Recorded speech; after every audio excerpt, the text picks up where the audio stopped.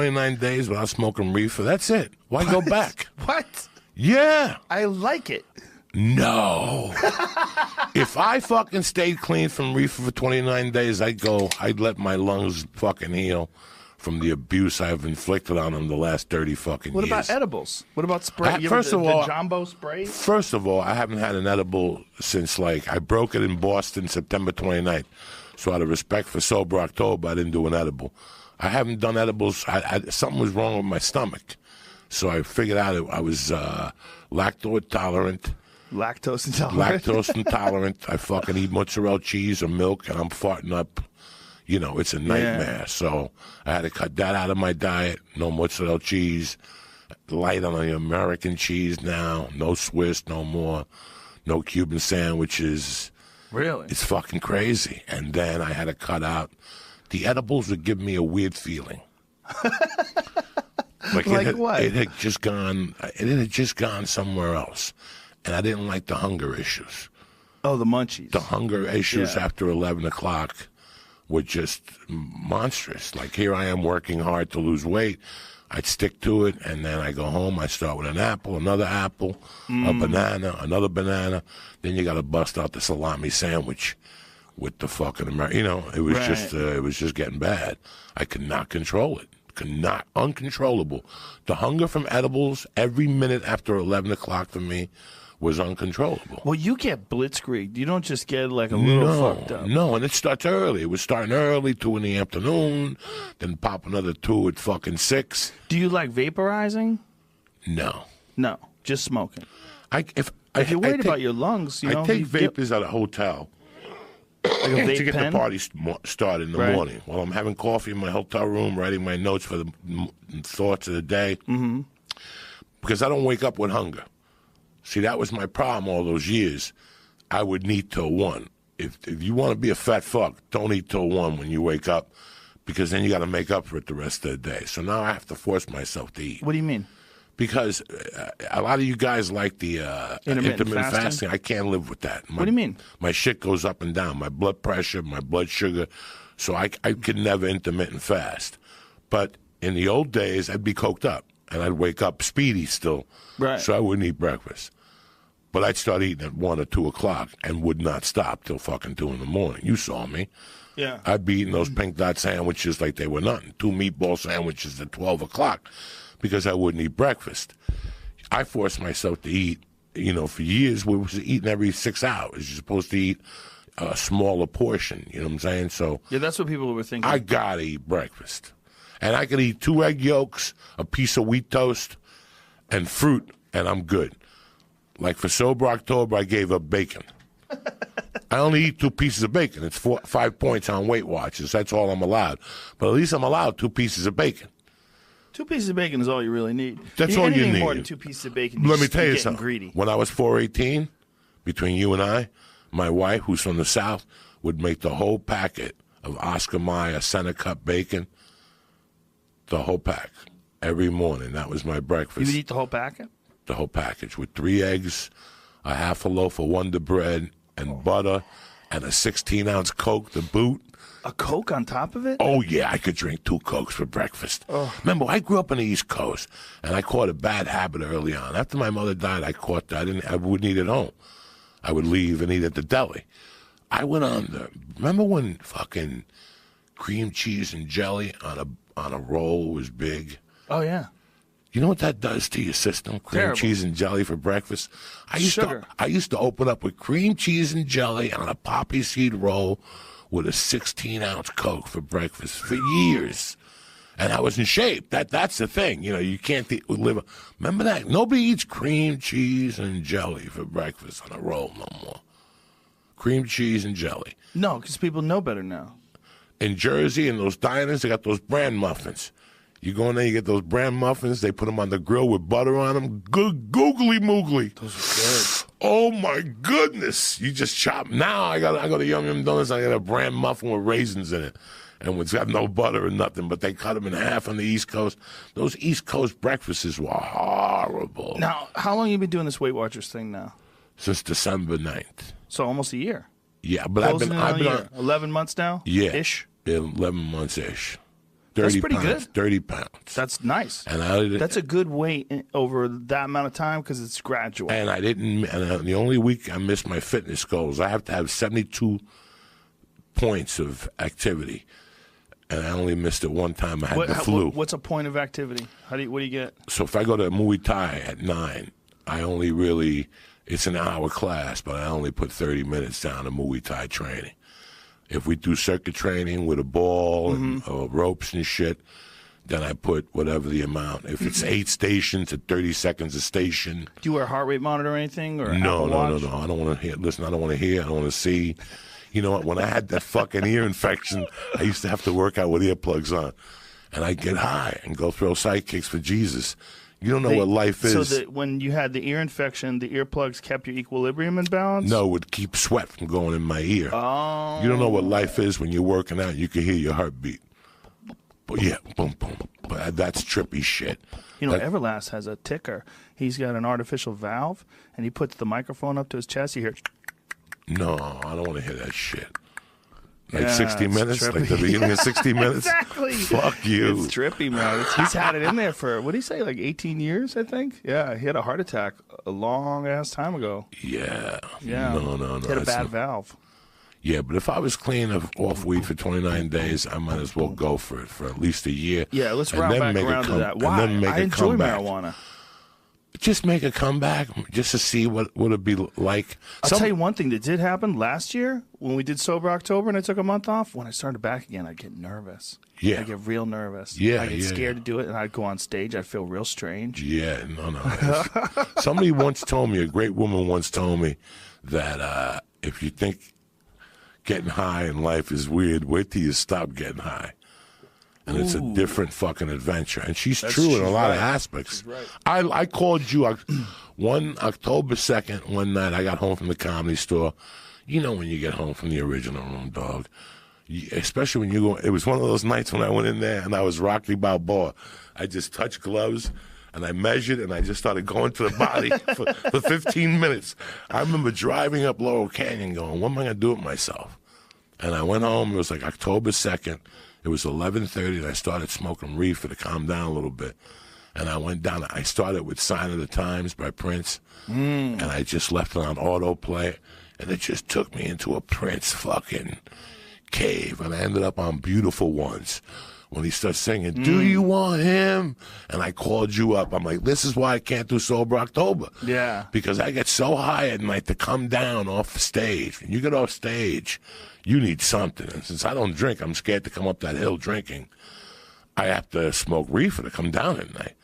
And music. That's the only thing that calms me down at night. Do you write at night after your sets? I write about what happened. Yeah, I try to write how lucky I am that I'm still performing at the store at 55. I write about that I ate a bag of dicks, but I'll get them tomorrow night.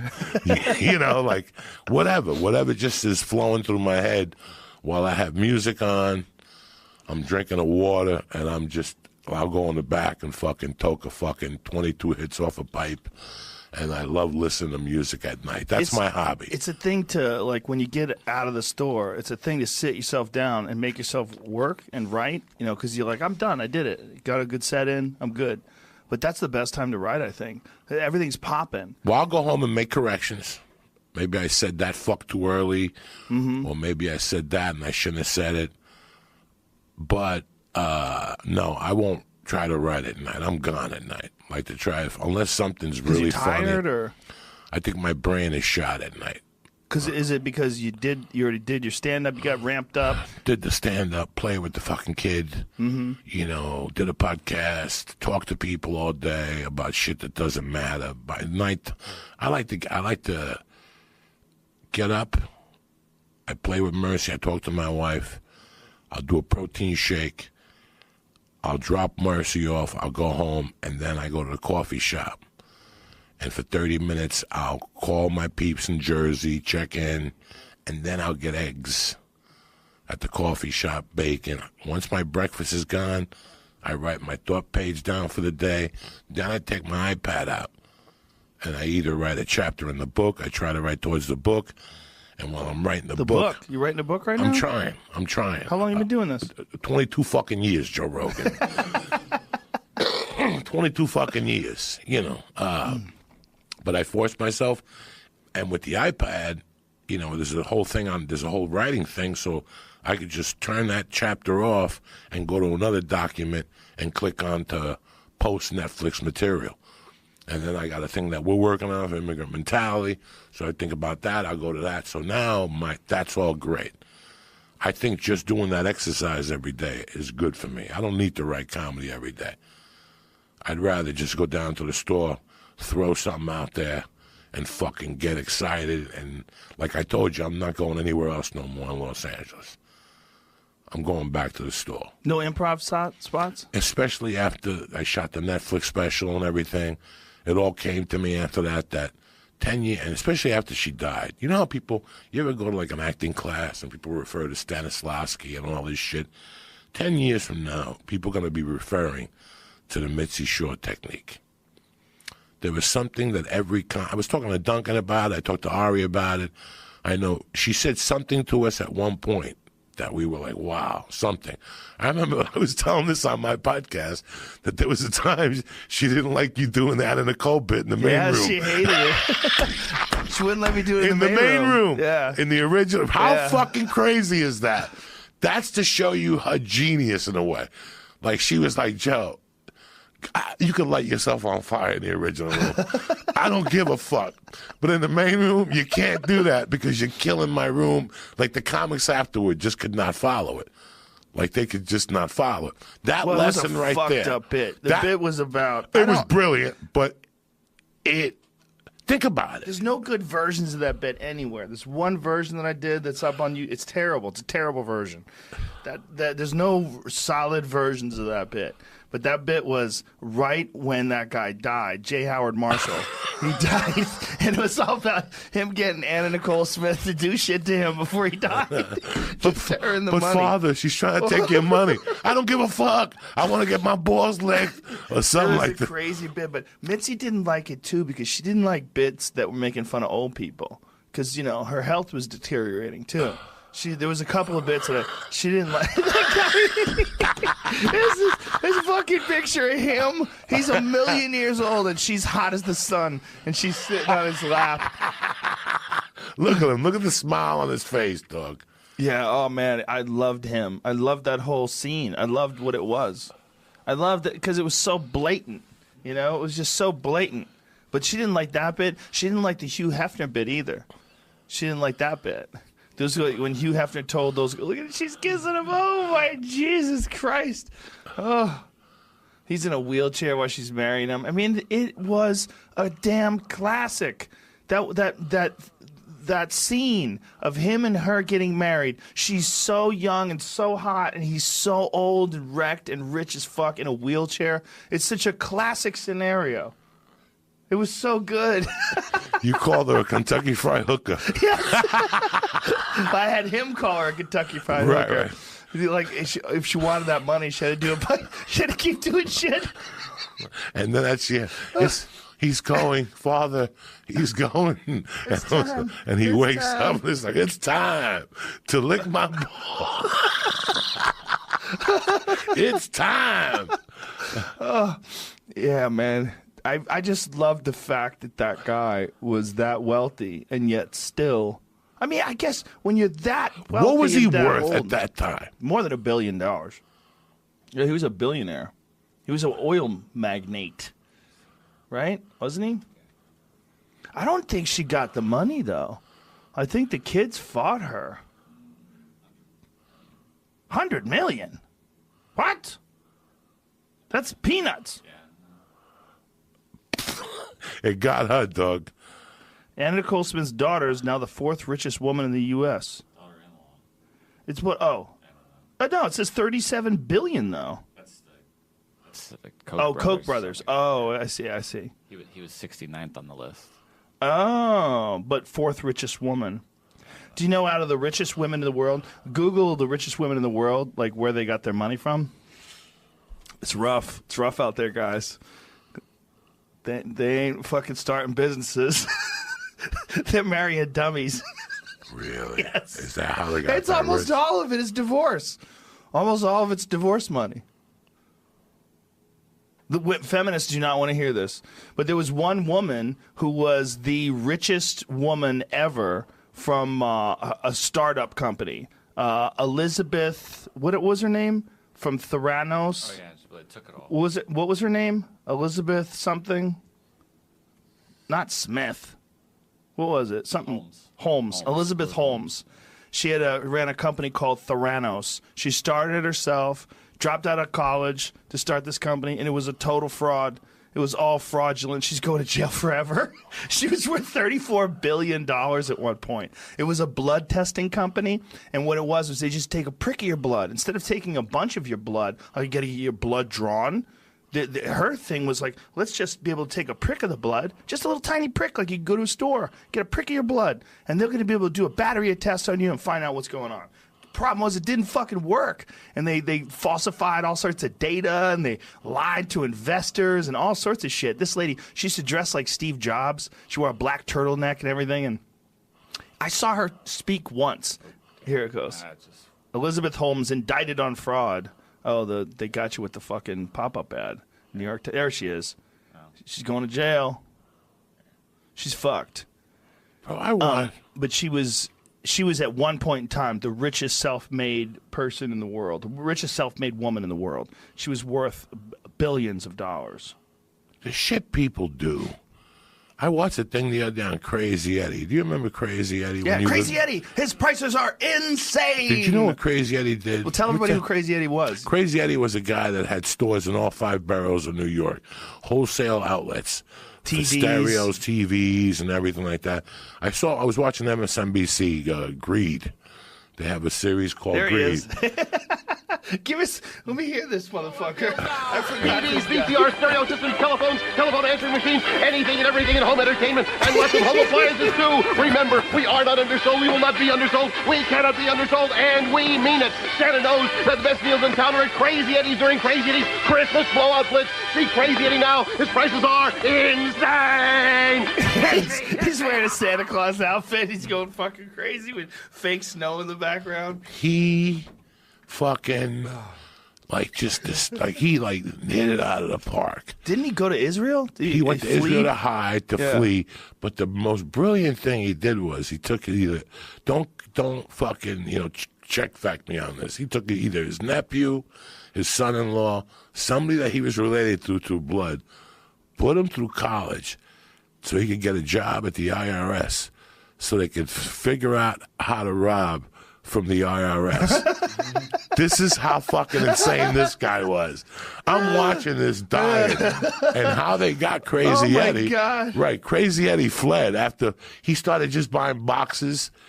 You know how remember years ago you'd be driving in New York and there was some guy selling stereo speakers. Yeah. And then you'd take them home and there was 2 bricks. Yep. Well, he did the same thing to investors. He took boxes, filled them up with bricks, and just stocked them in a warehouse, and then he went public. So he got everybody to come down and look at all his inventory, and all these fact checkers, they're checking boxes with bricks in them. Whoa. And he had, 5 fucking warehouses all around. They were all fake, and he got all this money. He fled to Israel, and he fled for a while, but they knew he was a pussy hound. Right? So they got him like Escobar style. They got him like, on the phone, like I'm going to the store, something crazy. And what they did was they put a blonde on the side of the road with a mini skirt. And they knew eventually he would drive by and stop. No. And he stopped. That's how they nailed him. What is did you Google the richest women in the world? Oh, yeah. Where they got their money from? Crazy Eddie. Hold on. Crazy His prices are insane. He's a bad motherfucker, though. Paramus, Syosset, Queens, Long Island. Come now. And he had commercials. He was the first one that pushed the commercial barrier. Yeah, he made fun commercials. It was Imus and him. Like Imus had the pimp with a bunch of his hoes that would go, "Did you hear what my man said this morning?" Oh, really? Yeah, and he had a bunch of those. Crazy Eddie had the best one. He had Frankenstein, Dracula, and the Wolfman peeing at the men's urinal. I missed the Imus thing because I came in, I remember, I found out about Imus because Howard Stern was talking shit about him. And I was like, who is this Imus guy? Imus was around when I was a kid. Yeah, it was way. Imus was when I was got like. in way late. He was already real old. Imus was the fucking king of New York when I was 8, 9. Imus would come on in the morning and talk shit. When I saw him, he was wearing like a turquoise, one of those weird ties, those bolo ties that like cowboys wear, and he had a fucking cowboy hat on, and his whole studio was done like the West. It was real weird. Yeah, he got weird at the end. But it was real. He was wearing cowboy boots and shit. It was like, are you a rancher? You're doing a fucking AM radio show from New York City. Like, Poor what is Imus this? got fucked up. And they were paying him. I mean, he was on for a while. Remember he said nappy-headed hose, and they're like, cut! That's it. That was it. He called people nappy-headed hoes. Well, he tried to compete with Stern, right? That's what it was. There wasn't something at the end. It was definitely some of that. Something but he was, of that. you know, he was trying to be outrageous even before Stern, I believe. It just wasn't at the same level. Stern's outrageousness was nationwide. But Imus was really like an East Coast thing. Like, people knew about him in New York. I never heard about him in New York, or in Boston, rather. No. But I had heard about Stern. We all knew about Stern. But nobody really knew about, like, it never made it there.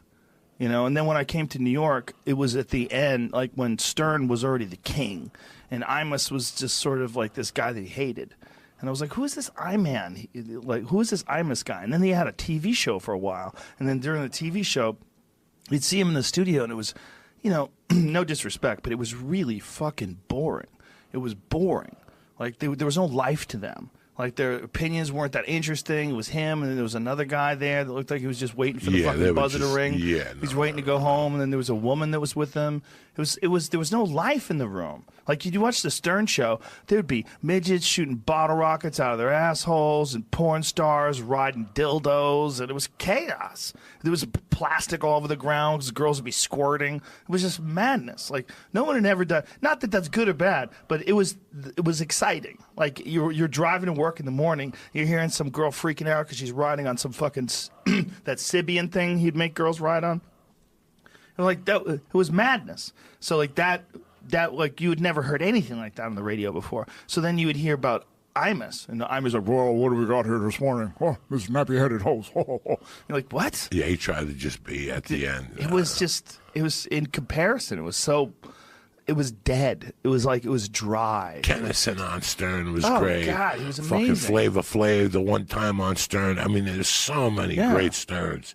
Dude, Artie was so great back. Artie was the best back Artie then, was man. fucking amazing. If you listen to an old Artie one, when he had just gotten off the subway, he just shot heroin, God knows where. He'd had sunglasses on. Yeah, he'd fall asleep. That shit was fucking insane. And he said like that they encouraged him, you know, but man, what are you going to do when a guy's like that? You going to help him? If you help, the problem with people that are that fucked up is the only thing that ever helps them is themselves. The only thing. It's like they have to hit rock bottom, and then they have to decide they're gonna do something about it. But when you do get a lot of love for being fucked up, that is kind of a problem, because you do start to think, this is my thing. My thing is being a fucked up guy. People love me when I'm fucked up. This is what I do. You know, and you can fall into that. But Belushi had the same problem. Yep. The other guy, God rest his soul, had the same problem. There's a niche you fall into. I remember there was a pizza parlor when I was a kid. His name was Nick the Greek. Fucking tremendous pizza, even though he was Greek. Like, we let it slide.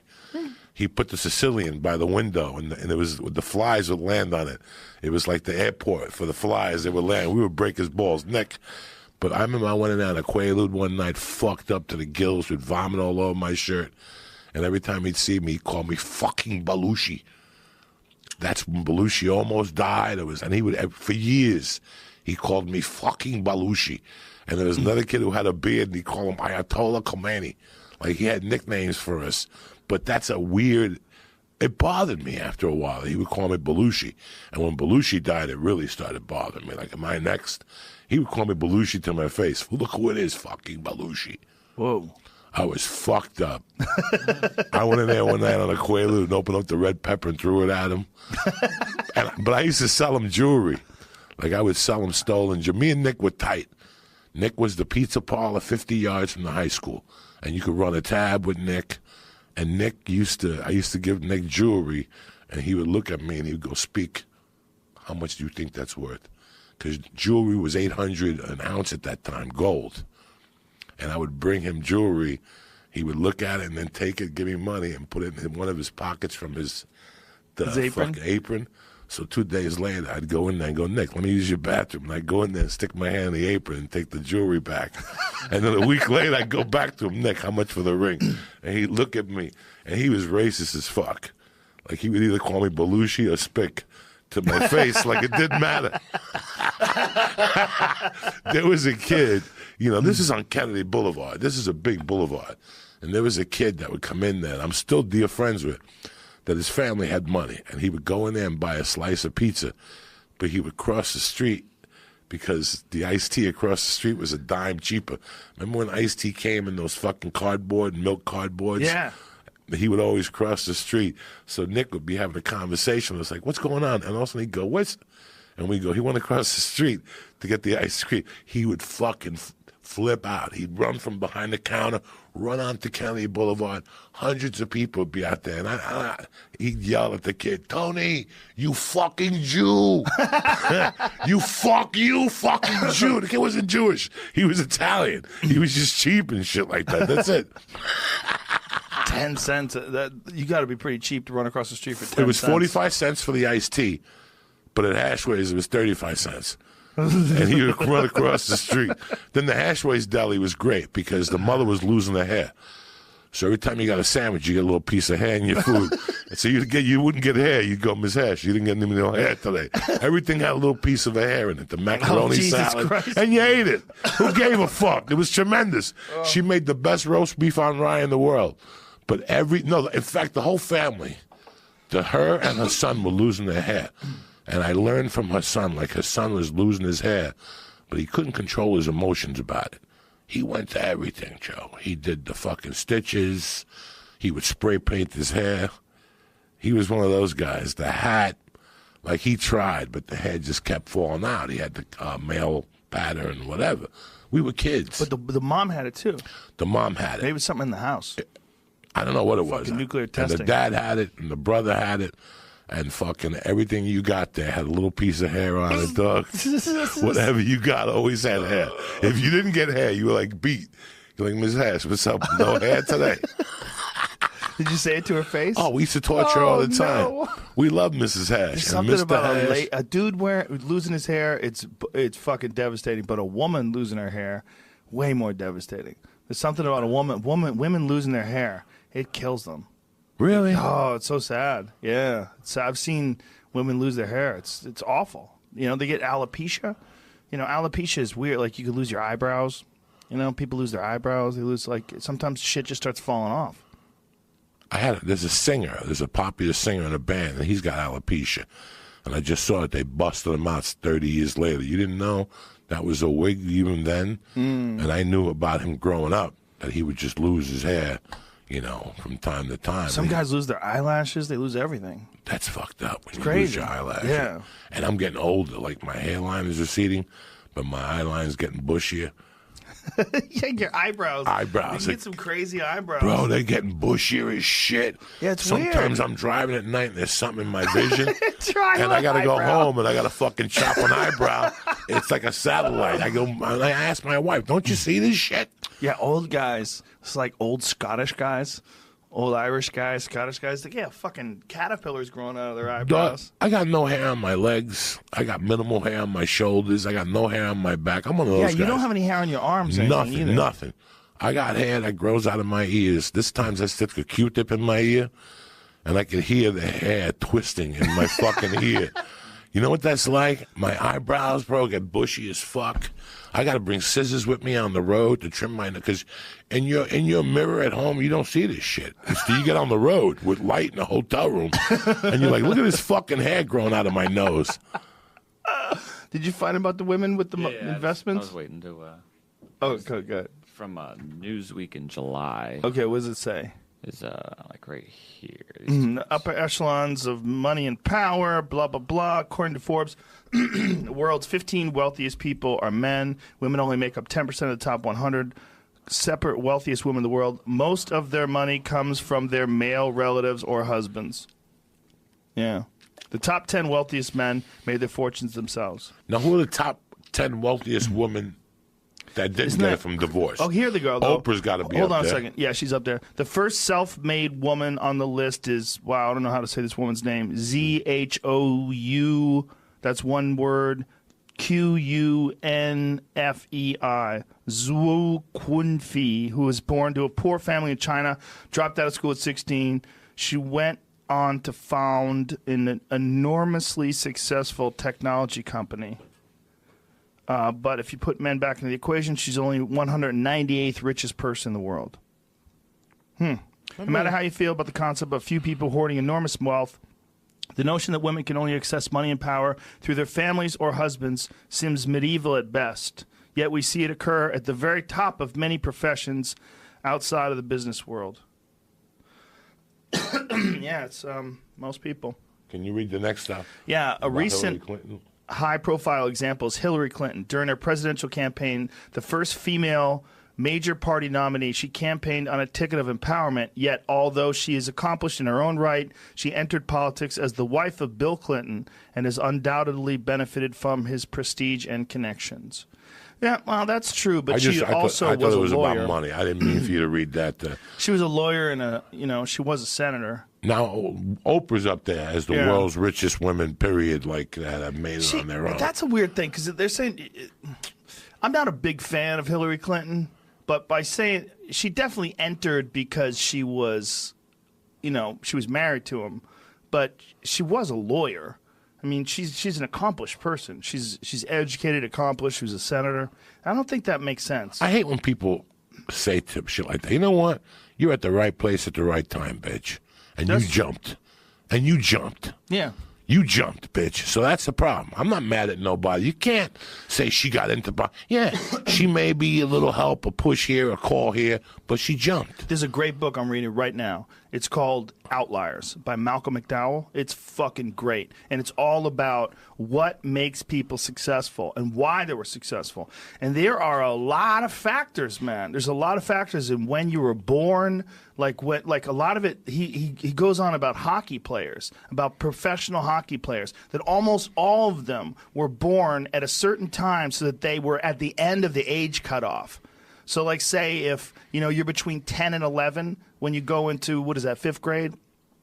If you're one of the oldest kids, you have a way better chance of being successful at hockey because your body's more mature than whether you're one of the youngest kids that goes into 6th grade. So whether you're 5th grade or 6th grade, like what year you were born is a big factor. So the kids that were born later, so that they're older, rather, the kids that are older when they enter into the 5th grade or 6th grade, they're like across the board, unanimously, all the top-level professionals were all older kids in younger grades.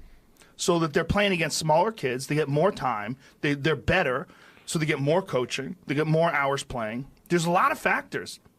There's a lot of factors in, like, one of the things about Bill Gates, that there's a whole great chapter on Bill Gates and about when Bill Gates was young, the the school that he went to had a computer class that allowed him to do coding, and then he got into the University of Washington. They would let him get into their computer room from 3 a.m. to 6 a.m. They had this open block, so him and his friends would sneak into that place at 3 o'clock in the morning.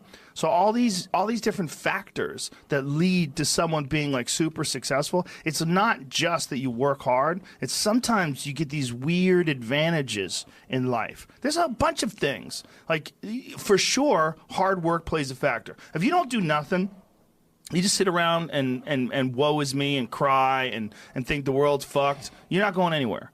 But the people that make it to the very top, the Bill Gates, the Steve Jobs, they have a bunch of things going for them. It's not just hard work. It's also circumstance, fortune, where they are, who's around them, who encourages them. There's a bunch of, and what time they were born, and what age they were when certain things happened in the world.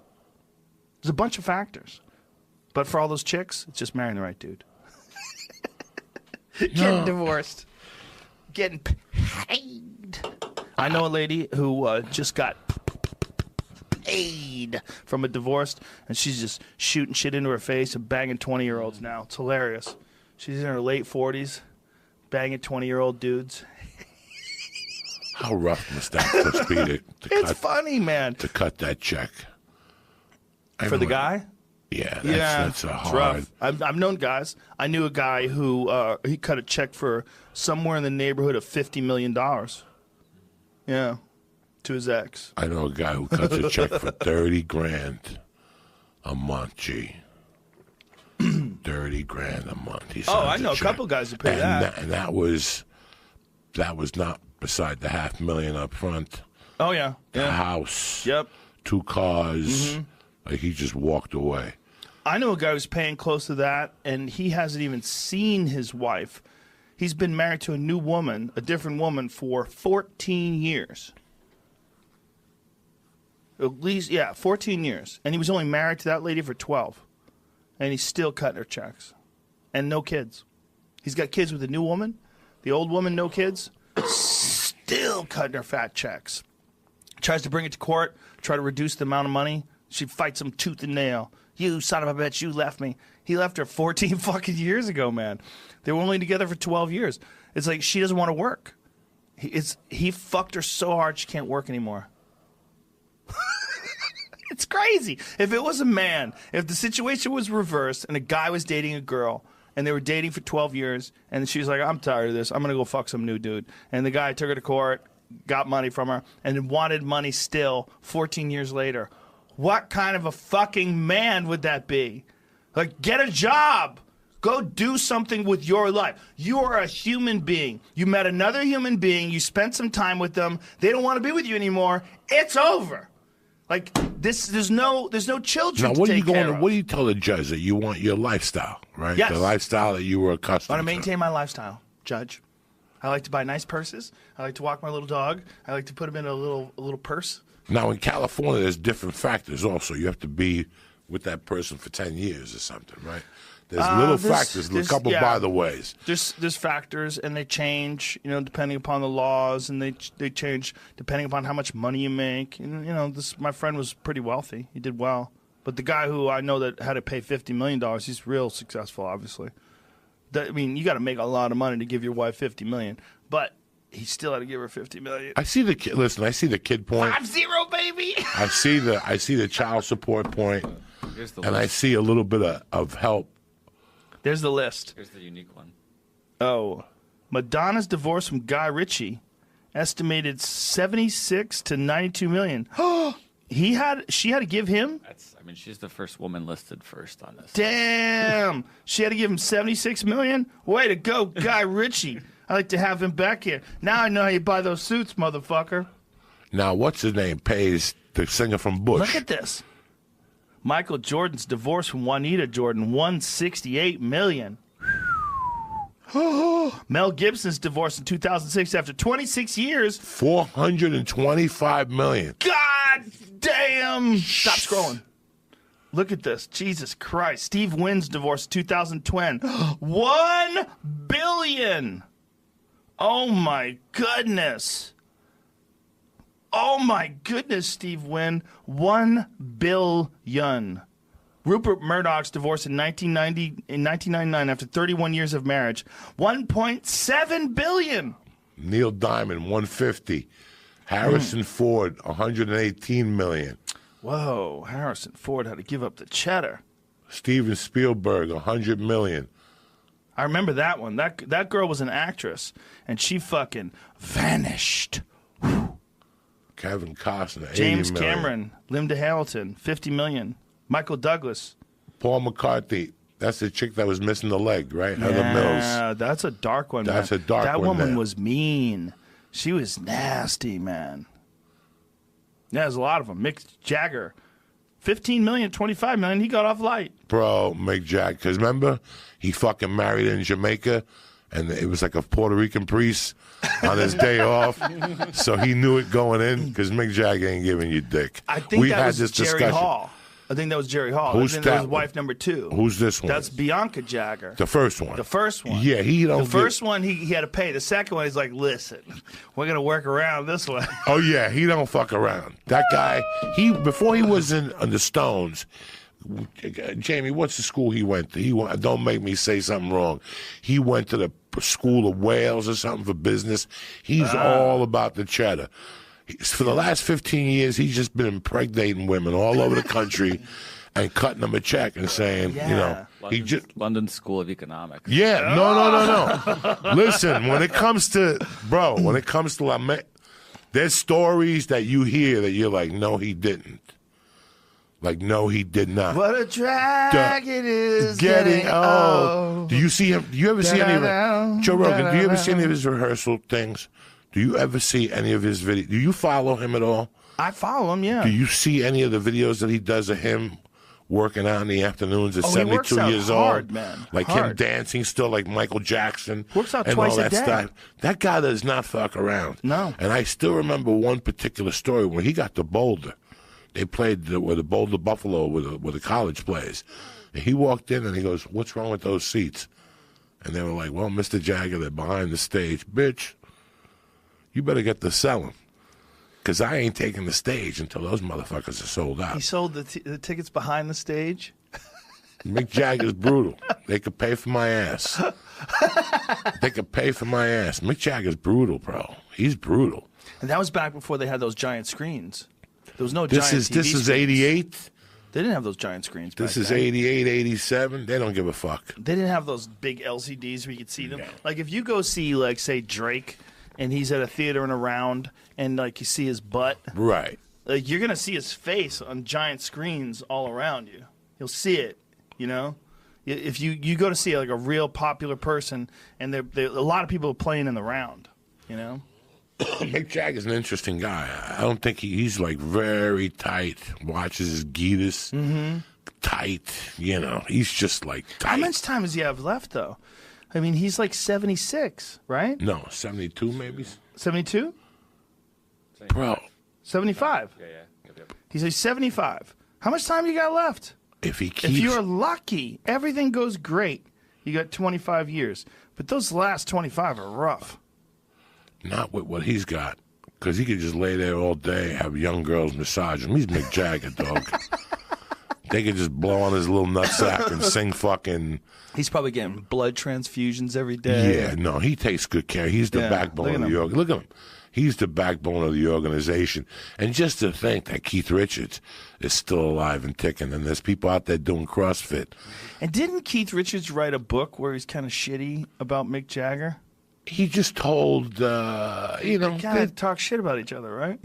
That's how they sell books, dog. Yeah, I know. That's how they sell. Mick Jagger probably called him and said, do this Tell way. the truth. Fuck it. Give me 10%. And when I watch those little rehearsal tapes, Look at him. His fingers. Look at those fingers. We're looking at Keith Richards. Keith Richards' fingers. Every knuckle is swollen to the point it's like double the size. He looks like he's got Megaton Diaz's hands. He's like a jiu-jitsu guy. You ever seen Megaton Diaz's hands? Yeah, they're big fucking hands. Mackenzie Dern's dad, the girl who made that video. Yeah, you like making that? fun of you. It's hilarious. You like that? Yeah, but her dad, Megaton Diaz, is a jiu-jitsu legend. All his life, he's done the gi. Guys who do the gi all the time, they develop real bad arthritis in their hands, and their joints swell up like crazy. See if you find Megaton Diaz's hands. That's not a good picture. But there's some pictures of his knuckles. They're crazy. They're all fucked up and twisted. Like, yeah, you can tell a little bit there. There you go. Zoom in on his I knuckles. didn't know he was Mackenzie Dern's dad. Yeah. Her dad is a fucking legend. Look, go zoom in on his hands. That's as much as I could go. Oh, that's as much as it goes. But you see how fucking flamed out those knuckles are? Guys have done the gi their whole life, and they're always grabbing and holding on to that gi. They get that. Yeah, it's okay. We get the point. But that's what Keith Richards' fingers look like. Like he's secretly doing jiu-jitsu on the sly.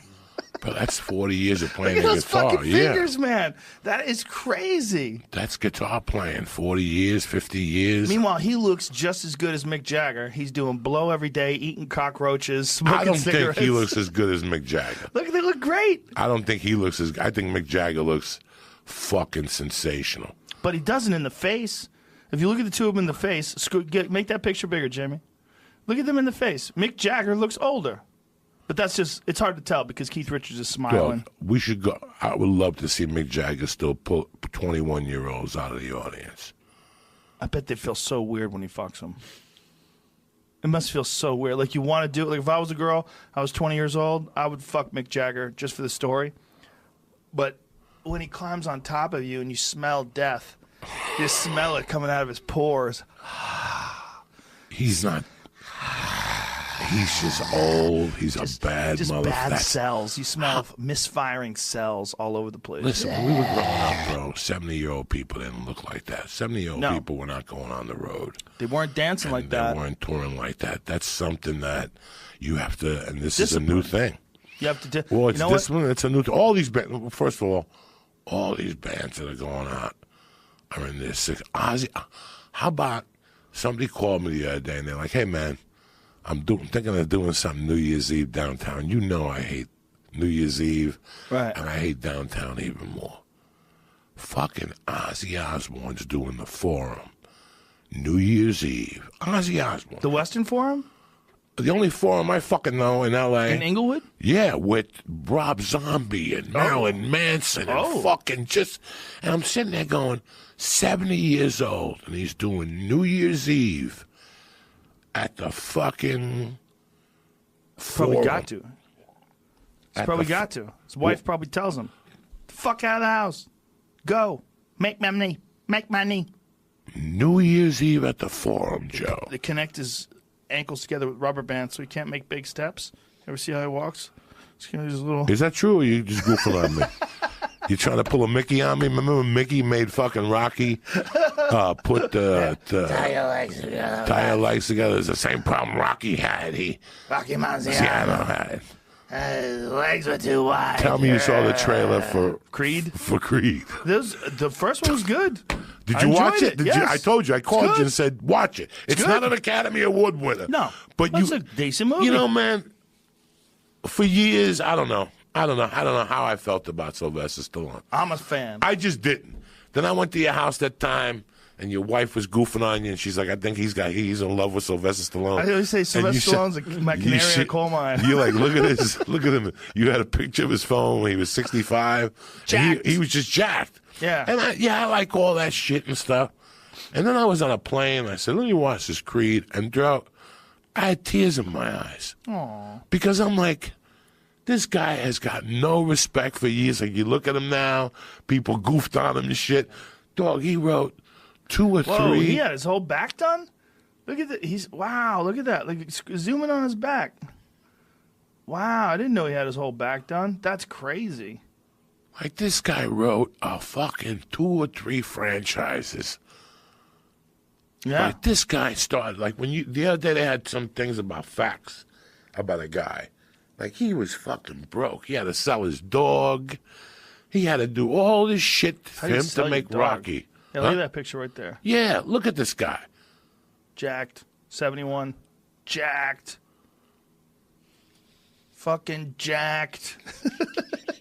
When I saw that commercial for the first one with Creed, I was like, I'm not watching this shit. And then AMC lately, every Sunday or something, they throw a Rocky on, and you say, what the fuck? I got 10 minutes before World News Tonight. And you start watching it, and you see the brilliance of what this man has done. It's brilliant. It's just completely brilliant. Whether it's cheesy with 3, when he gets beat up, and Apollo Creed takes him to the ghetto and makes them look at brothers, and they teach him how to... Dolph Lundgren and then Creed, that kid, by the way, is a badass motherfucker. Michael Johnson. Jordan. And in Black Panther... B. And in Black Panther, Jesus Christ. He's great. Him and the other guy are fucking superb. But this now, like, and you look at it and you're like me and you at the store behind it, like you would say to me, really, Joe Diaz, he's going to fight the Russian, son? I could have wrote that idea on a fucking It's still huge. It's still coming out Thanksgiving Day. This guy is coming. It's gonna be giant. It's gonna be huge. It's gonna be huge. I'll be there front and center at 1 o'clock. What's crazy is that franchise started in the 70s. 70s. He made Rocky 1 in the 70s. I remember I watched it when I was a little kid. I drank raw eggs and I ran around the block. Like I just listened to a David Goggins fucking motivational speech. I just I read about about this when they first started shooting this. He told him to hit him for real, and he put him in the ICU for 9 days. Dolph Lundgren. He said to try to knock him out. What? Why would he do that? I don't know. Dolph Lundgren was a legit Kyokushin karate champion. Hey. Dolph Lundgren's a bad motherfucker, like legitimate bad motherfucker. Like, you know, I mean, he did a bunch of those crazy action movies, and he played the Punisher and all this thing. But that guy was a legit karate champion. He's a bad motherfucker, Dolph Lundgren. I would not want that guy hitting me. So what's this? What's this one called? Lundgren put me in the hospital during Rocky IV. Why would he let him hit him? Well, you know who else knocked him? Antonio Tarver knocked Sylvester Stallone out when he was doing that movie where he was still boxing. Remember?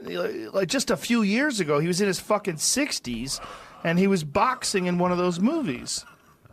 He fought Antonio Tarver, Magic Man Tarver, who's a heavyweight champion, light heavyweight champion, knocked out Roy Jones Jr. Remember when he stood in front of Roy Jones? Roy Jones goes, "Got any excuses tonight, Roy?" And then he knocked him out. Antonio Tarver is a bad motherfucker, and apparently when they were doing scenes in a movie, he clipped him and KO'd him. Here's the quick story. He said for the first 45 seconds, he tried to really knock him out. He hit him so hard his chest started to, or his heart started to swell. His blood pressure went up. Had to go back on an emergency jet to America. And he was in ICU for 5 days. Whoa. And the insurance company would not he says, pay out. Now I'm in intensive care for 5 days with nuns walking around. Insurance company would not pay out after they saw the footage of the incident. Once they did, they wrote the check. He hit my heart so hard it banged against my ribs and started to swell. And that usually happens in car accidents. So I was hit by a truck. That is ridiculous. Stallone also talks about why he hated Lundgren from the get-go. They're friends now. Oh. Probably because he's a big, handsome fella from fucking Norway or where the hell he's from. Where's he from? Dolph Lundgren with that name. Sweden, I think. He's from some he's some like lab. Gustafson's cousin. Yeah. He's like Aliston Gustafson's cousin or something. Yeah, Sweden. Sweden. He's a legit bad motherfucker, though. I didn't know that he was a Kyokushin guy. I didn't even know he was a karate champion. Yeah, I think he was a national champion. Kyokushin's no joke, man. Those fucking guys, that's a hard style. Very hard style. That's GSP Masayama. also, isn't Yeah. it? Isn't that GSP style also? Yep. Kyokushin? Yep. I think Masayama was Kyokushin. I'm pretty sure. They're really hard-hitting motherfuckers. It's a very hard style. Punches, leg kicks, a lot of wheel kicks. What they do in the tournaments, Kyokushin tournaments, they'd punch to the body, full blast, but kick to the legs, the head, the body, and they stand right in front of each other and beat the fuck out of each other. It's horrific. It's like kind of the opposite of Taekwondo was a lot of kicks and punches only to the body too, but Kyokushin, they threw leg kicks in there, and there wasn't a lot of footwork with most of those guys. Most of those guys like stood in front of each other and battered each other. But a lot of Kyokushin guys went on to be really successful in kickboxing. In fact, a lot of the Holland influence in kickboxing came from a Kyokushin background. Like they started out with Kyokushin and kickboxing, and then they learned Thai techniques as well. But a lot of those guys had an influence of Kyokushin karate. Very big in Europe. It's crazy. When I first started in martial arts, the big thing was the sweep. Sweep the In leg. the early 70s, everybody swept. You faked 2 high kicks, and even if it was a spinning back kick, the third one was a sweep, and that motherfucker was gone. I used to go to all those karate tournaments, and that was my shit. I throw 2 high spinning back kicks. I didn't even want them to hit. Sweeps are legit. And nobody sweeps anymore. Nobody sweeps. They still do in MMA and Muay Thai. It's a big. little bit in MMA, but not as much as I'd expect. Well, a good sweep with a good fucking leg. If you set him up, a good old-fashioned sweep. I mean, what's his name has that little sweep the leg, push you back. Your boy here. John Jones? No, the other guy. John Jones has it too. Yeah. All those wrestlers Gaston have that Bolaños does that shit a yeah, lot. all that little sweep. I like that little sweep. But I'm talking about from the fighter's position to just come into you with a sweep and throw your legs out from under you. It takes a bunch of fakes. So I'm here with you. Yeah. It's basically off like ba-ba-ba, and instead of the elbow coming around, your leg comes around and sweeps that guy off his feet. Right. He lands on his back, and you attack with your left. There's still some guys that are really good at sweeps. The thing about MMA is just there's so many different things going on, but in Muay Thai, sweeps are huge in Muay Thai. It's a big part of the sport. That's why I got like Gaston Bolaños, when who fights in Bellator. He's so high level in Muay Thai. Now he's getting into MMA. He's fucking guys up, not just with sweeps, spinning elbows, all sorts of shit. They just his level of Muay Thai. Like Muay Thai involves a lot of grappling, a lot of weird stuff. I remember listening to Kenny Florian one time, and he goes that Muay Thai even has a couple aspects from jiu-jitsu in it. I guess not jiu-jitsu, but something else. Greco-Roman. Greco-Roman when you grab behind it. Well, they're always clinching. There's a lot of clinch work, and those guys develop really strong cores and necks. They grab each other by the back of the neck, and they're moving each other around, sweeping each other all the time. There's so much involved in framing with your forearms and sweeping the legs out and twisting and changing angles. It's a great when you learn the other aspects of wrestling. When you learn takedowns and control, and then when you learn jiu-jitsu and all these other, like having that background from the clinch from Muay Thai is so gigantic because so many different things open up from there. Elbows open up from there. Knees to the body open up from there. You wrestled in high school, G? I wrestled 1 year in high school. Why didn't you wrestle all four? Because I was still doing Taekwondo at the time, and I had to figure out what was more... what was more important to me? I couldn't do both. It was just too exhausting. I didn't like that wrestling shit. Mr. Tabacino, he used to have that fucking weight room down to like 190. They were doing Hatha Yoga before Hatha Yoga was invented. That room stunk, and it was hotter than death. I was always thinking there was asbestos coming off the ceiling, too. No. I was like, what is covering these pipes? No one's checked these pipes. I'm like, I don't want cancer. What is happening in this wrestling room? All those fucking schools had asbestos in it. We breathed asbestos. I ate paint chips in kindergarten. All the water had lead. If it didn't have lead, you'd be like, what? I went to the park yesterday with my daughter, and there was a lady next to me, and she asked me where I was from. And she goes, her father was from Brooklyn, and we started talking. She had a beautiful little 2-year-old. And the 2-year-old got caught on one of the monkey bars, and the father had to go over and help her. And she goes, I remember going up to my father's neighborhood and seeing his play yard. There were nothing like these. And I go, I still remember coming from Cuba and doing that, the monkey bars. But then you get so good that you put your legs up and you hang by your knees. Mm-hmm. And one day, bro, I didn't hang right, and I landed on that concrete. There was no rubber in those days. It was just straight up concrete. Half the first grade, I fucking twitched. I twitched half the first grade.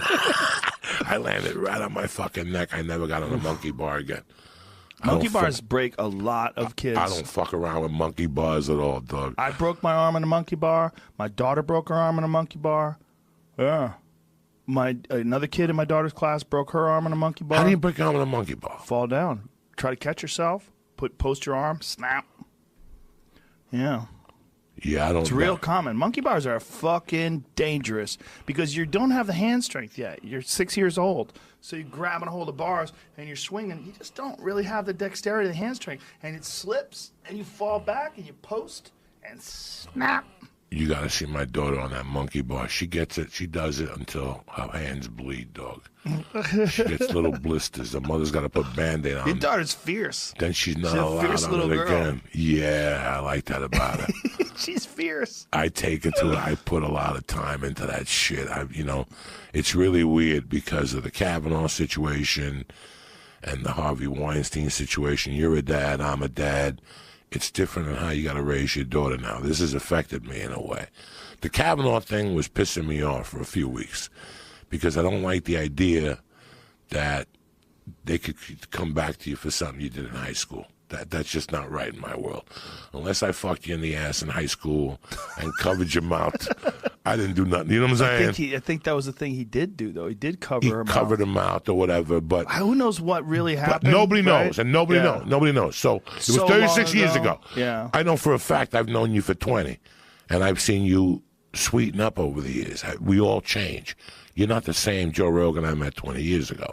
I'm definitely not the same guy I was in high school. That's for sure. No, come on, dog, please. But he was a guy that was hanging around with a bunch of drunk jocks, and we all remember drunk jocks. Yeah, and you know, and that environment, that sort of the environment of like being around a bunch of drunk guys who are constantly one-upping each other. That's a sketchy fucking environment, and that's frat houses. Well, the Yale thing scared me. That's when I thought, those guys, they're rich boy kids, dog. Mm-hmm. You know what happens when they get a little bit of money? Everything's been covered up all their lives. Yeah. Everything's been covered up all their lives, When I was a kid, I knew this girl. They used to call her Mindy Head. And on Friday nights, they'd get in a car and they'd drive it to, like, fucking Connecticut and tell her she had to suck all their dicks to get home. God knows where that poor girl is today. Oh. Last time I saw her was 1993 getting coke in a building in Harlem. And she's like, you got to save me. I'm with some guy in the car. He doesn't want to leave me alone. I'm like, listen, bitch, I'm walking to my car. I never saw you before in my life. I swear to God, I bumped into her in a cop house on 181st Street 10 years after high school. I'm in the fucking 4th floor with some Dominicans. I'm walking down the stairs, and there's Mindy Head. And she's like, what are you doing here? The same thing you're fucking doing here, obviously. What's fucked up is for some people, their experiences in high school define them. I just watched that Stephen King movie, It, the most recent one. With the clown? Yeah. Pretty fucking good. But one of the things that I was thinking when I was watching it was like how fucking mean kids are in school to each other. Like, you kind of forget about that, and then you watch one of those movies about people being mean to people, and you're like, oh, yeah, I remember going around to get away from a guy that was picking on me, that was fucking with me, and, like, you would be scared of running into him at the bus stop and scared of seeing him after school. And that's why I got into martial arts in the first place. I got tired of being scared. Scared of people. I was in martial arts and I was still fucking scared. Let me tell you something. The funniest thing about the movie was that they fuck with clowns. So 2 months later, a bunch of clowns got together and went on strike. They went downtown and they had a parade. When? Not a parade. What do you call when people get together and they fucking have signs? This is recently? This is right after that movie was released. In 2017. Whenever that movie was released, a month later, 2 months later, a bunch of clowns in the California area got together downtown and picketed Stephen King because they were losing work as clowns. Oh, Christ. Because they had lost. A bunch of clowns got canceled. They lost all their clown season work or some shit. I read the book a long time Which ago. Which one? It. I remember I was like, man, how are they going to make a movie out of this? And they made a movie out of it way back in the day with John Boy from the Waltons. Remember the dude with the mole in his face? Yeah. He had a ponytail in it. I watched it the other night on TV, just flipping through the channels. It was on. And it was a couple days after I'd seen the most recent version of it. It was hilariously bad. It was so stupid. But it was John Boy with the Waltons. And it might have been... How many versions of that It movie did they make? Was it just 2? The first one was the first one with Tim, the guy from the Rocky Horror Picture Show? That was who the clown was. Yeah, it was so stupid. It was like it wasn't scary at all. I mean, not even remotely. But the new one was pretty fucking scary. Well, Stephen King, dog, is a fucking crazy motherfucker. We both read On Writing. Yeah, it's great. And we both. Did you see him on Sons of Anarchy ever? No. They contacted him like, we want you to be on Sons of Anarchy. He's like, listen. The only way I'll be on Sons of Anarchy is like if I could ride my motorcycle. They had to go back and forth. Like, we don't need you. What did I just tell you? If I go on Sons of Anarchy, I got to ride my motorcycle. So he played a creepy guy that makes you disappear after they kill you. Really? Like, he comes in and measures you. Like, you're on the floor dead, and he walk in, measure you, and tell you what he needs. I need a rope. I need some gasoline. I need a car. I also need a selection of 70s classic rock. And then you disappear. When you come back, there's nothing there. and they walk him out. He tells you what you want, how much, 800. You pay him the 800. If you only have 6, he'll look around the room. He'll just take like a statue, and he'll just walk out of your house, ties the statue on the motorcycle. Look at him. He was classic on Sons of Anarchy. You know, the crazy thing about him was his battle coming back from getting hit by that guy in a car. He was walking. I think it was in Maine, right? He was walking, and some guy wasn't paying attention and fucking hit him in his car and just destroyed his body. Like, just destroyed his body. Like, I mean, he was fucked up for a long, In a motorcycle? long time. On a motorcycle? Yeah. Shattered his... No, he was walking. He was just walking. And he got hit by a guy in a van. Doug, when I read that, I think you turned me on to it. When I read that chapter on Carrie, how he had written half a Carrie and threw it away, and his wife found it and made him finish it, and it was about a girl with a period or something crazy, and I was in shock. Great book. Carrie is a great book. Great. Carrie and Cujo are my favorite Stephen King books. Cujo, till this day, I have it. I look at it and I respect it. It's like cocaine. I don't even open that book. I just look at it and touch it from time to time, and I go, ooh, I don't know if I want to get into that thing. You know, it was a great book that they did, like the movie version of it. It's just like, was Pet Sematary.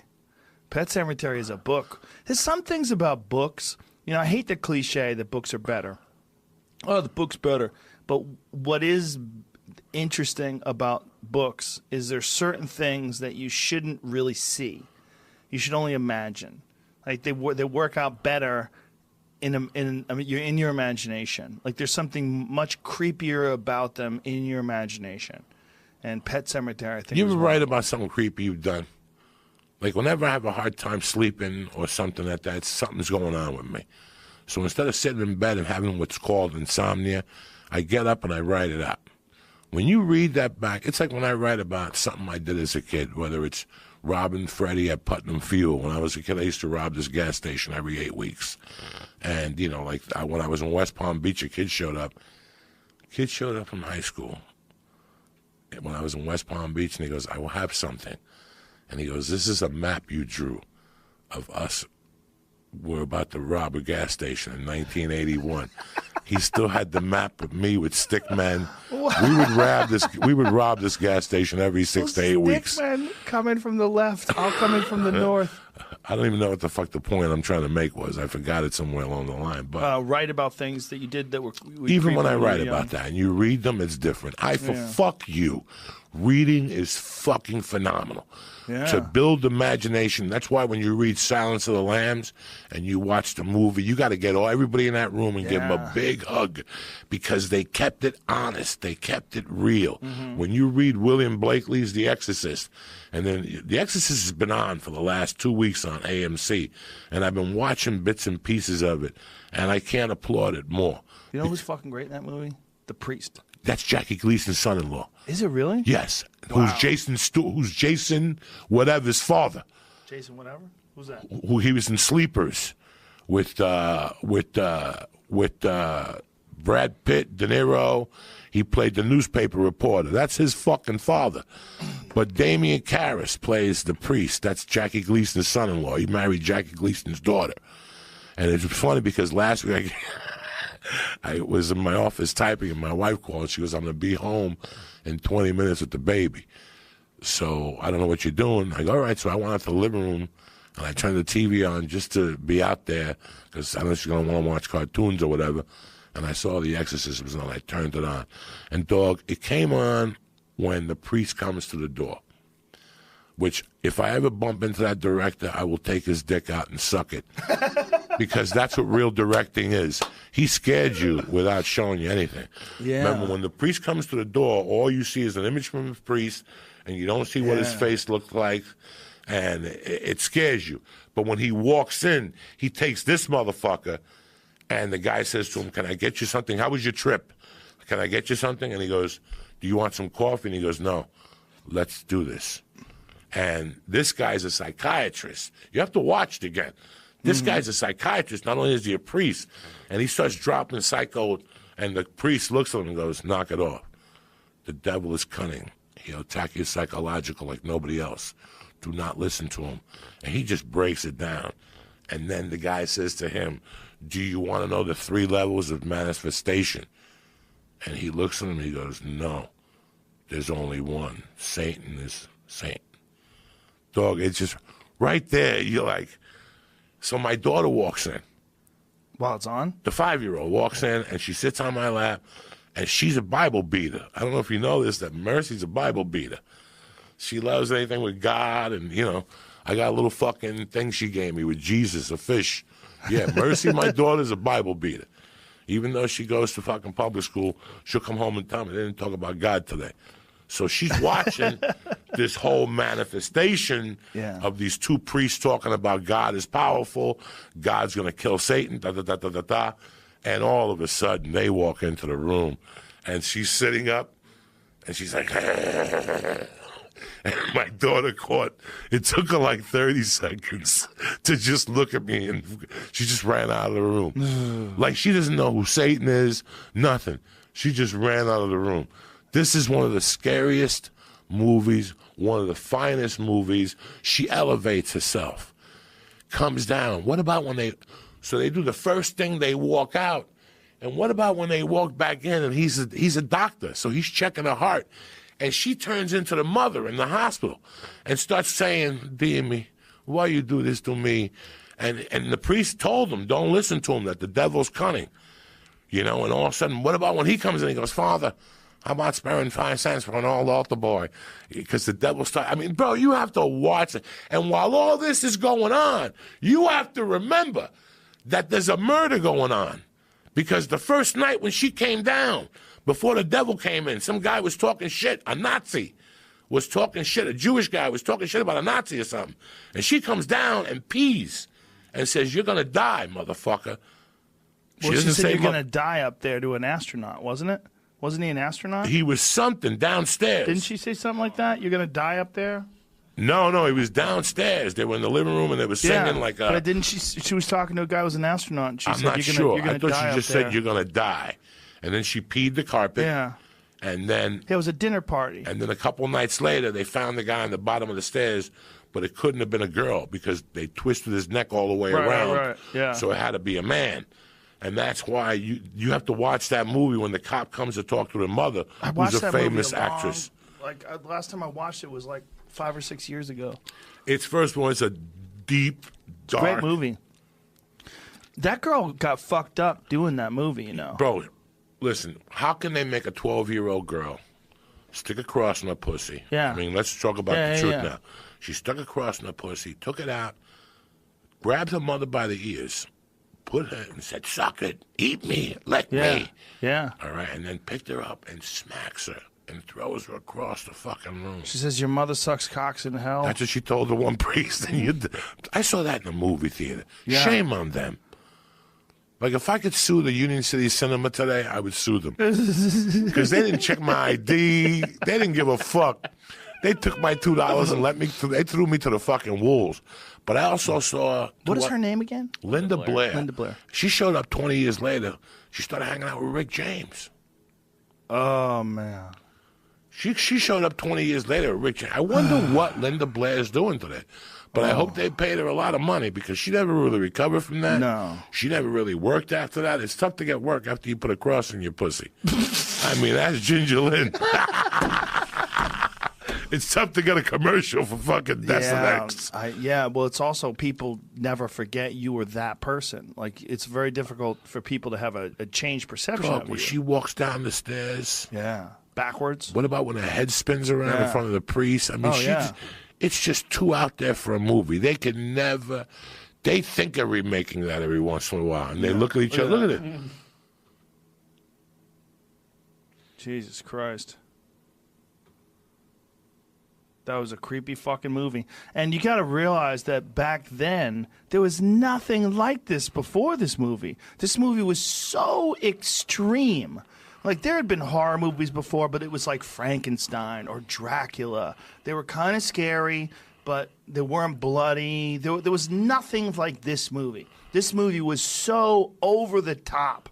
And a lot of people at the time were like, the movie represented something. It represented a changing of boundaries. That people, these young kids, these people today, like, what the fuck are they doing? What kind of movies are they making? Catholics like, what were is pissed. this?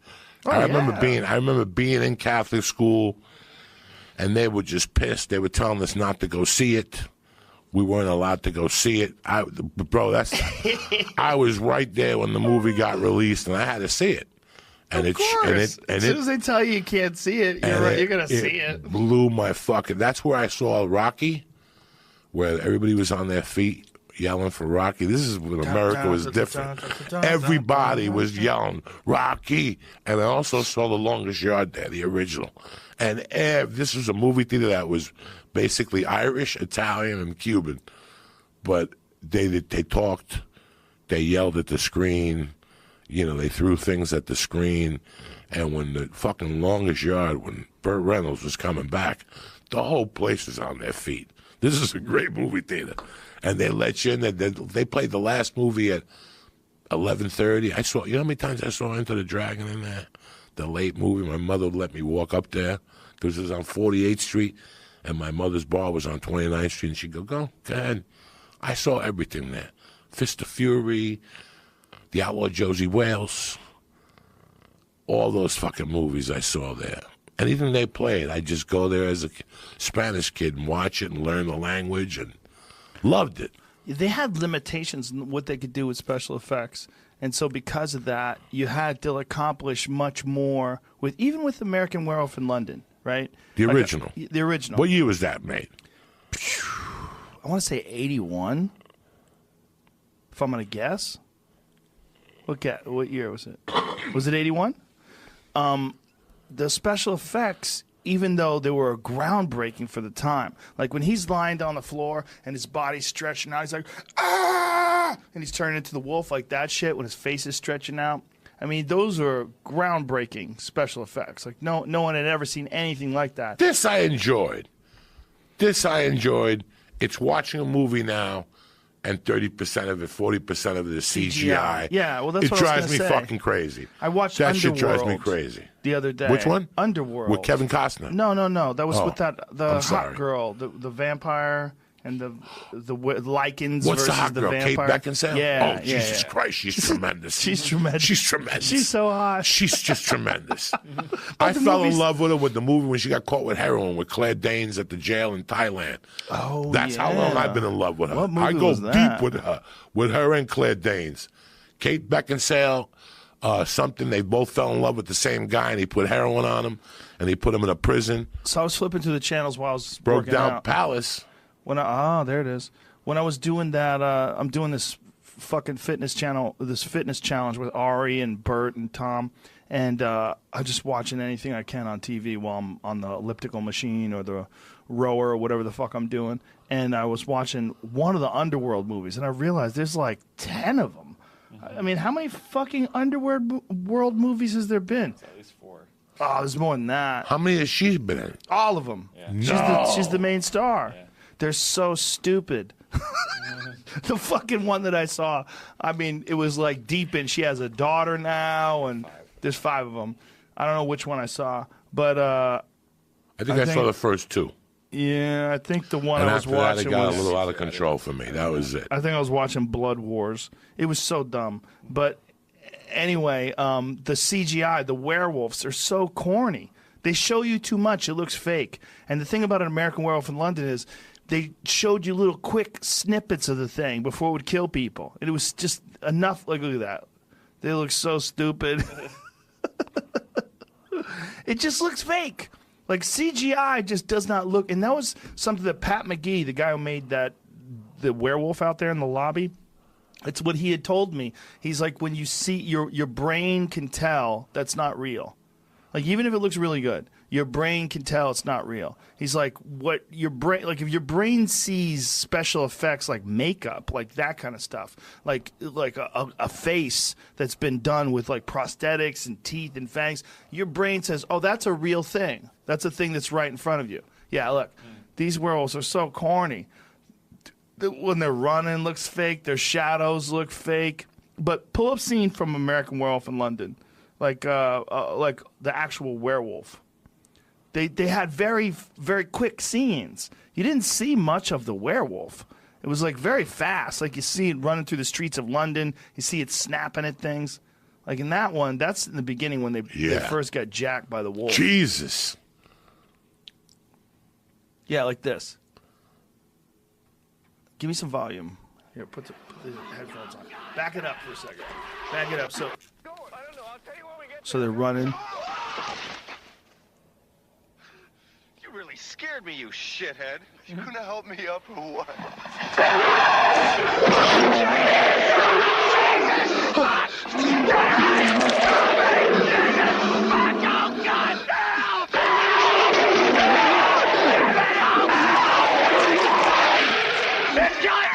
Jack.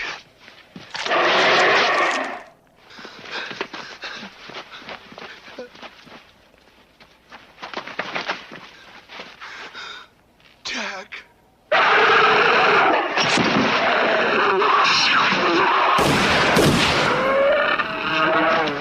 So you didn't see much. Well, here's Why the problem. you smiling, Jamie? Here's the corny? problem. Yeah. It's 1981, bro. No, I remember seeing it when I was Here's a kid. the problem, but, Joe like, Rogan. You said it best a couple minutes ago. The thing that pisses me off the most is in today's the whole movie business. I grew up on the movies. I'm a fucking immigrant kid. I love movies. Remember when they have Tony Montana in the fucking detention thing, and he goes, "How'd you learn how to speak Spanish, English?" Yeah. Because I watched the movie Clint Eastwood. Bro, what, Cubans, anybody. Felipe You know, Esparza told me that. He learned from watching TV. Everybody. So you watch TV. The problem that happens somewhere between 85, maybe 87 and today is the disconnect of the director. And you're asking me, Joey, what's the disconnect of the director? The imagination. I just watched something on Scarface. I almost called you because it was so interesting about the dilemmas they had with Scarface when they gave it an X rating. Scarface came out. Pacino said that at the release, at the party of Scarface, he just sank. People were getting up and leaving 20 at a bunch. They took Joan Collins aside, and they said to Joan Collins, "What did you think of the movie?" And she goes, "I left after." No, she goes, "I think 100 fucks is enough fucks for a person's lifetime." Like they were so, but they showed that's enough for a person's lifetime. I left after a half. They counted how many fucks he said and all this stuff, but that's not my point. The point is that when they, the guy that directed it had to go in front of a board. It's a big difference about me showing Chainsaw? going through your arm Yeah. than you seeing it and then seeing your face and you bleed. You follow me? Yeah, yeah. Right. That's why they had to go to that. That was better. Yes. You know, they had the X rating. You know, that's a beautiful story. It's supposed to be me, you, and him, and he's supposed to make the decision. The director brought violence specialists, psychiatrists, but he brought in 100 witnesses. They were there all fucking day to prove his point, to take it from an X-rated movie to an R-rated movie. When you watch Once Upon a Time in the West, Sergio Leone was the king of the directors because he gave you the decision to decide. Are you with me? He gave it to you. When Charles Bronson gets off the train, the beginning of Once Upon a Time in America, and there's three dudes waiting, and the train goes by, and all of a sudden it stops, and all of a sudden you hear a harmonica, and you hear Charles Bronson going, "Rrrr," and they look up and they see Charles Bronson, but they're not. It's not focusing on Charles Bronson. Sergio Leone's fucking with you. He keeps showing you this fucking thing that keeps going, like, take me back, Sergio Leone. Let me watch this gunfight.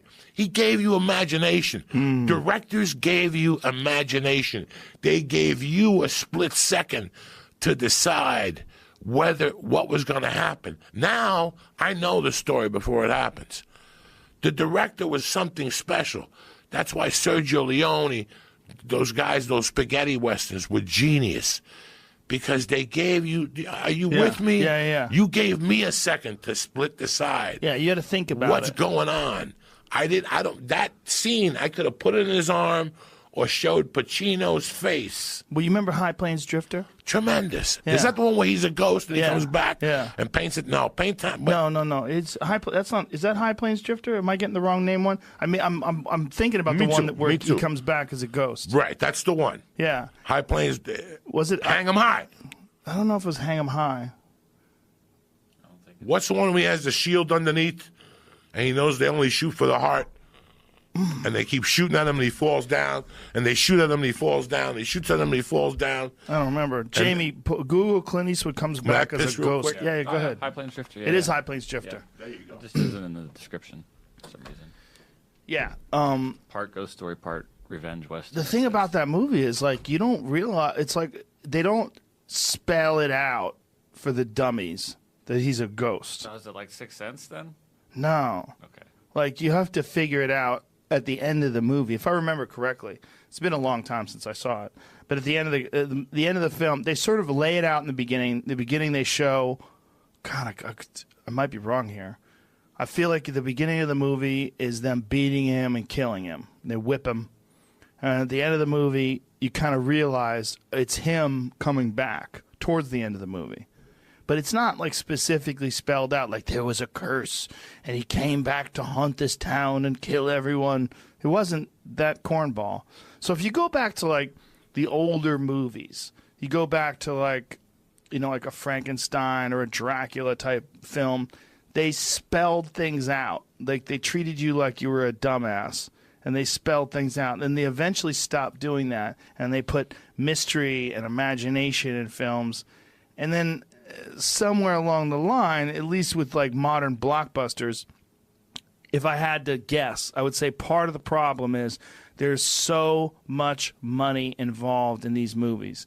If you're going to make a film and you know it's some gigantic thing with special effects and the studio is dumping hundreds of millions of dollars into it, they want a return on their money. I saw people discussing that. I think Johnny Depp was just, I don't know, kicked off isn't the right word, but he's not going to be in the next Pirates movie, I guess.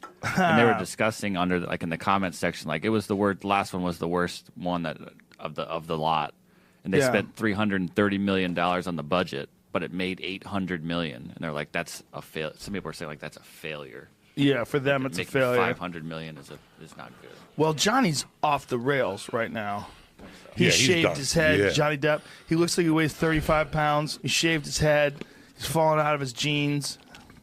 Whenever you get like 2 tattoos of a woman you only been married to for like 6 months, these are all bad signs. Joe Rogan, this is a very rough town to live. Ego is a motherfucker. People blowing smoke up your ass is a motherfucker. Sure. I mean, this guy's spending $500,000 a month on wines. Yeah. You know, I don't know exactly. Don't quote me on that, but I know that when the account, I read The bits accountant and said parts. they said that he was spending $30,000, and he goes, it was a lot more. And he was joking around about it. It was a lot more than that. Like, look at these pictures of him now.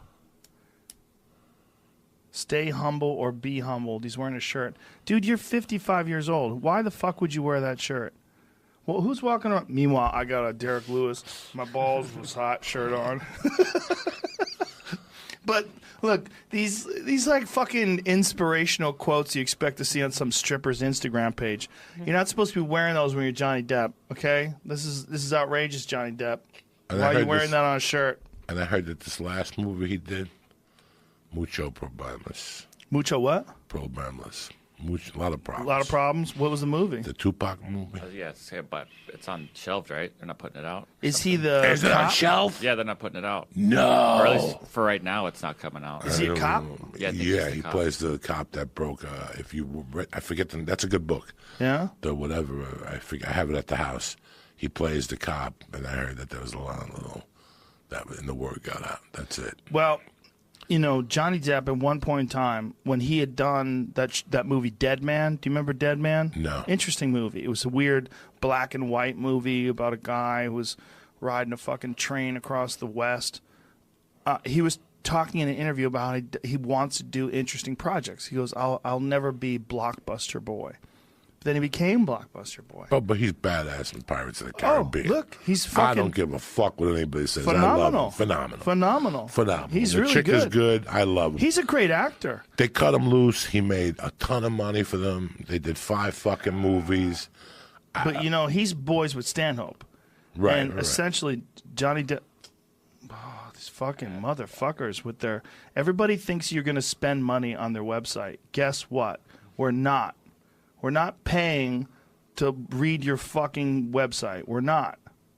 Johnny Depp, what does it say? And Biggie, Tupac movie abruptly pulled from release. Forrest Whitaker in it too, it looks like. Yeah. Like a month before it was supposed to come out, they just pulled it. Well, it must suck. They don't pull it if it's awesome.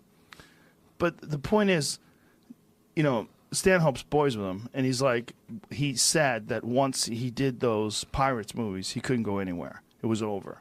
He can't go to restaurants. He can't go anywhere. He just can't go anywhere. He hit that upper echelon of fame where it's almost there's no turning back. When you know you get like Michael Jackson type fame, you just get crazy. Your world is just it's no one can relate to you. What were they giving him per movie? He was making like $30 million a movie with back end and everything. Oh, I bet he was making more than that. More than that, right? Yeah, that's. He's got like 18 houses, a boat that cost he's got 30,000 14 to find. houses. You know, I remember when I was in Colorado, someone said he had a ranch out there. I go, does he ever go there? He goes, no. No. Just has a ranch. What about when I house sat for the guy that owned TGIF Fridays? He was on the board of directors. Did you? Yeah, when I lived on 435 Faraway Road in Snowmass Village, Colorado, I house sat. And the guy, the 2 years I was there, he came a week and a half. He came for 3 days, and his daughters came for 3 days. They spent $2,000 on booze. They all got drunk, and they left 2 days later. And I was talking to the daughter, and she's like, yeah, this is, my dad's got houses all name over the it. place. He had 3 in Colorado alone, like Cresta Butte, Snowmass Village, and he had a house on the other side to ski over there because he liked 2 different types of powder. Yeah. Jesus Christ. Yeah, no. It's that world when people get that famous, when they get that rich, when they get that to the point where they live in some sort of weird la-la land. He had a brand new Jeep delivered every year, and part of my agreement was I had to drive it like 50 miles a month to make sure, because when he came to town, he didn't want no problems with none of his houses. Right. So he had a different fucking house sitter at every. And if you know Did he anything, do a background check on you? no, listen to me. I fucking grandfathered into the house because my buddy from Jersey had it, and his girlfriend came out to visit, and he knocked her up. But the guy was difficult to get a hold of because he was in England and whatnot. So my friend just said to me, just move in, don't say dick. And when he comes in, he'll see it's you and tell him I had to leave and shit. Keep my deposit. So I stayed there for like 2 months, and he came, and he's like, who the fuck are you? And I told him what had happened and that we couldn't get a hold of him because he was in England. And he asked me for a couple names. I had already lived in Snowmass for about a year. I left and then came back. So I had a couple nice references for him. He gave me the thing and then left. And I was not allowed in his home. So part of the deal was I had an apartment over the garage. I could use his car. And it was 18 hours a month of either shoveling snow or 18 hours a month of work. So it was essentially shoveling snow in the winter and mowing the lawn in the summer. He would give me little assignments like paint the wall or whatever. I would keep the trim up and shit, but it was 0 rent. I think he paid me $800 a month, and I got to get a day job and ski and shit like that. Did I ever tell you it was a volunteer fireman? You're a volunteer fireman? Because, all right, so cocaine was $1,800 an ounce at the time in Snowmass. My buddy said he'd get it to me for $800 in Jersey.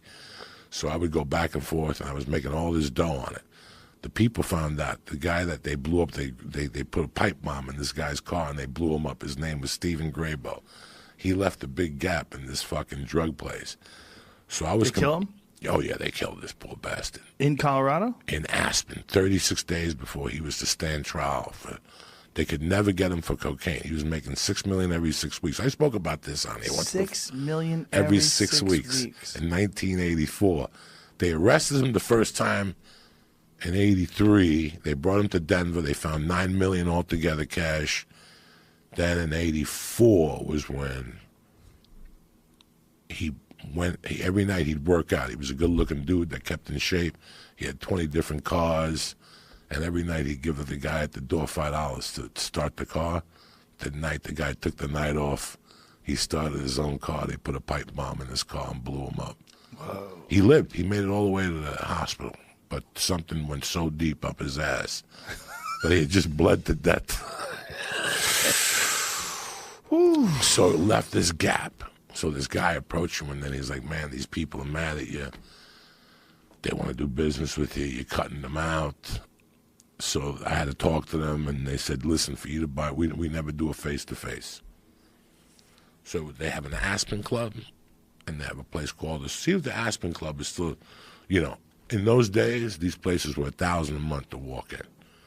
And I knew a girl that used to go to the Aspen Club, and she used to tell me she used to take showers right next to Barbie Benton. Remember Barbie Benton? And then Barbie Benton had a beautiful bush.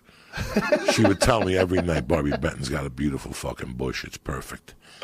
So there's the Aspen Club and the Snowmass Club. Snowmass Club has golfing, condos around the thing. It was like $900 a month to be a member. I couldn't have been a member, so the only way I could become a member was by being a volunteer fireman. Then they'd give you admission in. So for 90 days, I had to train, go up 2 flights of thing on a ladder, carry a rope. But basically, it was putting out, when tourists come, they don't know how to fucking turn on a fireplace. So they clean out the showers and they put them in, and then these people would put them in a dumpster.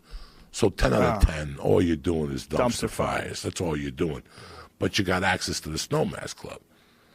So basically, all you had to do was walk into the Snowmass Club, give the girl the $10,000, put on your gym clothes, work out, and by the time you got back to your locker, the coke was in the locker. It was all in. They were all in. Everybody was involved. Everybody was involved. So the girl that worked that she was getting a piece? Whoever knew. All you had to do was, hi, how you doing, Joey? Yeah, okay. Wow. And then later on, I'd go in the locker. The coke would be there. I'd get like a half, 8 ounces. I was no dealer, and I'd take it home. But then I started getting coked up, and every time there was a fire, I went to like 2 fires. And there were both dumpsters, and there's 16 idiots with a fire hose. I'm like, is this necessary? They even gave me like a little fire truck, like a little Toyota truck with like a bell on it to go to the fires. After like the 3rd fire, I stopped showing up. For 2 months, they go, where are you? 0 to base, where are you? Listen, I'm snorting coke, getting my dick sucked. You want me to go put out a fire in a dumpster? Go fuck yourself. They came over and took the dumpster. And then I went to work for this other dude. Dick, there was 3 Dicks. The guy I worked for was Dick Self, Dick Kelly, and Dick Doon was the mayor. So I had a buddy who used to go, you're surrounded by Dick, Dick, Dick, Dick. So Dick Kelly had one of those snow companies, and they wanted me to go and, I don't know what they call Joe Rogan, so straighten me out. It's a high-low that shovels snow. What's a high-low? A high-low in a warehouse. Oh, okay, and it like picks a little up shit. Small truck that pushes snow around. So he was another poor bastard that made a mistake and hired me that winter. And I had to be there 4 in the morning. 4 in the morning, I'm on my 2nd gram of blow. He'd be in front of my house beeping, bam, bam, bam. I would tell him to go fuck himself. I'm not working tonight. He came and took his truck. I was on a roll up there. I was on a fucking roll. For guys who plowed snow, guys who had snow trucks, when it would snow out, man, that was it. You weren't getting any sleep. There was a bunch of guys that I knew. In Colorado also? No, in Boston. Oh, in Boston. Yeah, that's a business. It's a business in the wintertime. As soon as you hear snow, business. Those people start fucking getting happy. And people would look out their window with their coffee, making sure you're out there with the truck up the driveway, pushing snow around. My buddy Jimmy, he had that was one of his side businesses. He was an electrician, a side business. He had a plow on his pickup truck. And he would just fucking plow people out, do people's driveways. I went home this year, March 20th. I went home to Jersey. I had to do a show one-nighter in Nyack.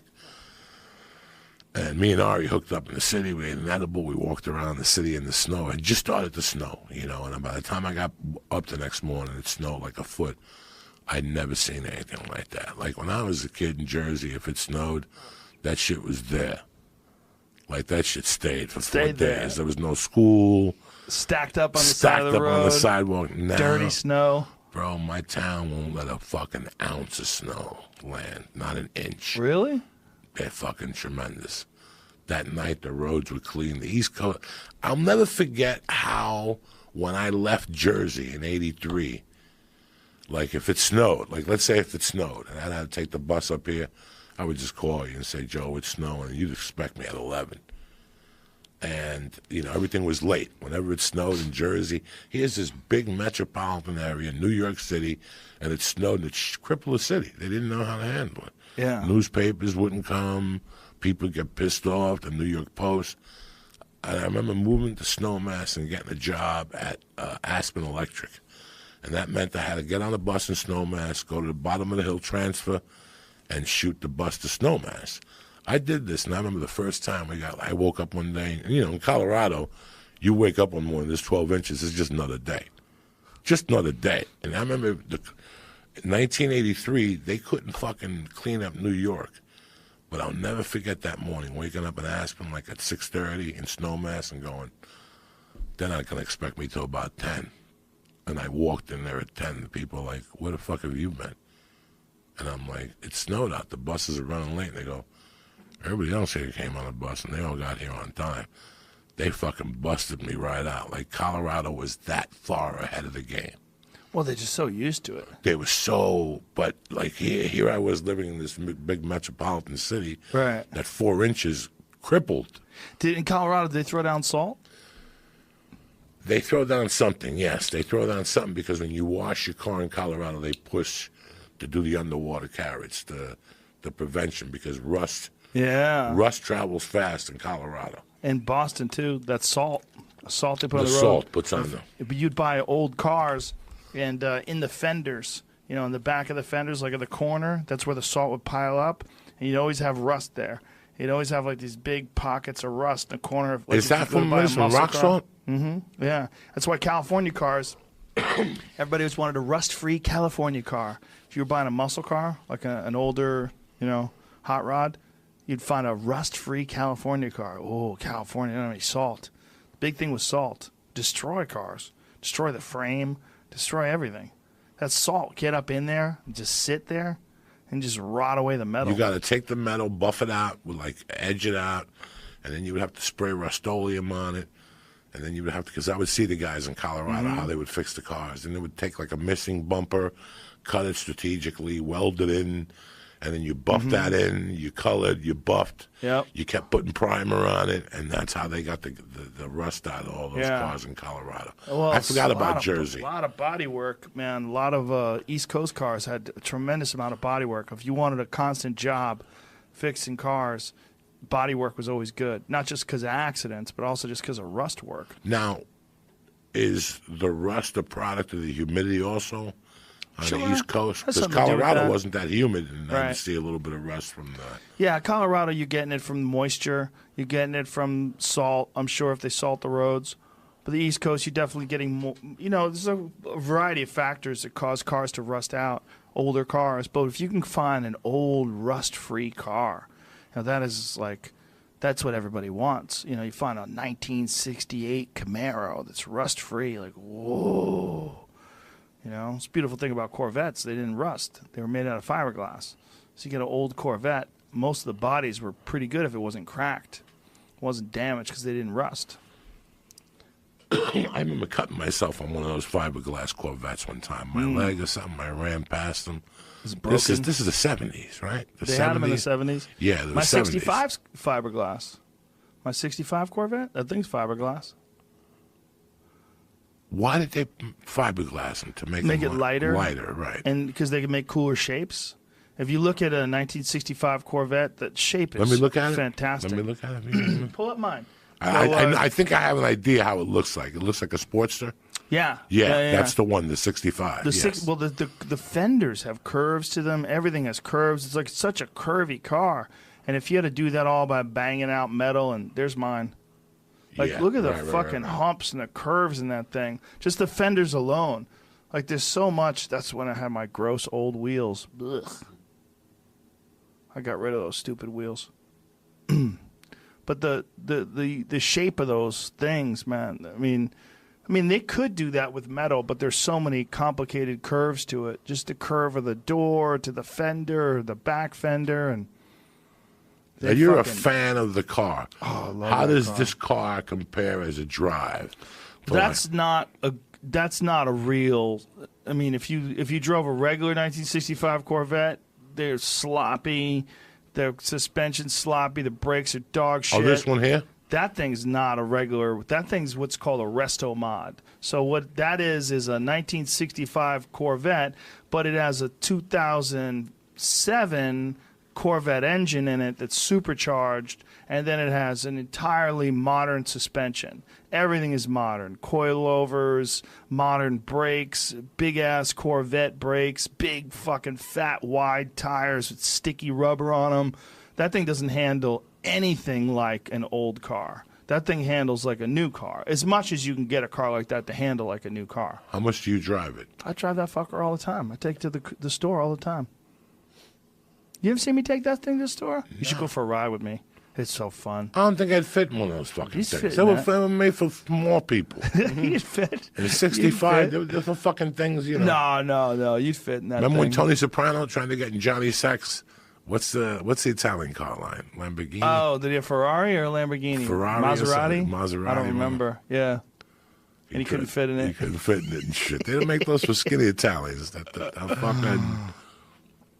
Yeah, but those, when you're making a car out of fiberglass. You know, it's pretty weird, just to go back to that lady that quit high school when she was 16, that she was one of the most wealthiest people in the world. Like one of The most- Chinese lady? Yeah, whatever her name was, we pronounce it wrong. It's so weird how much stock we put in high school. Mm-hmm.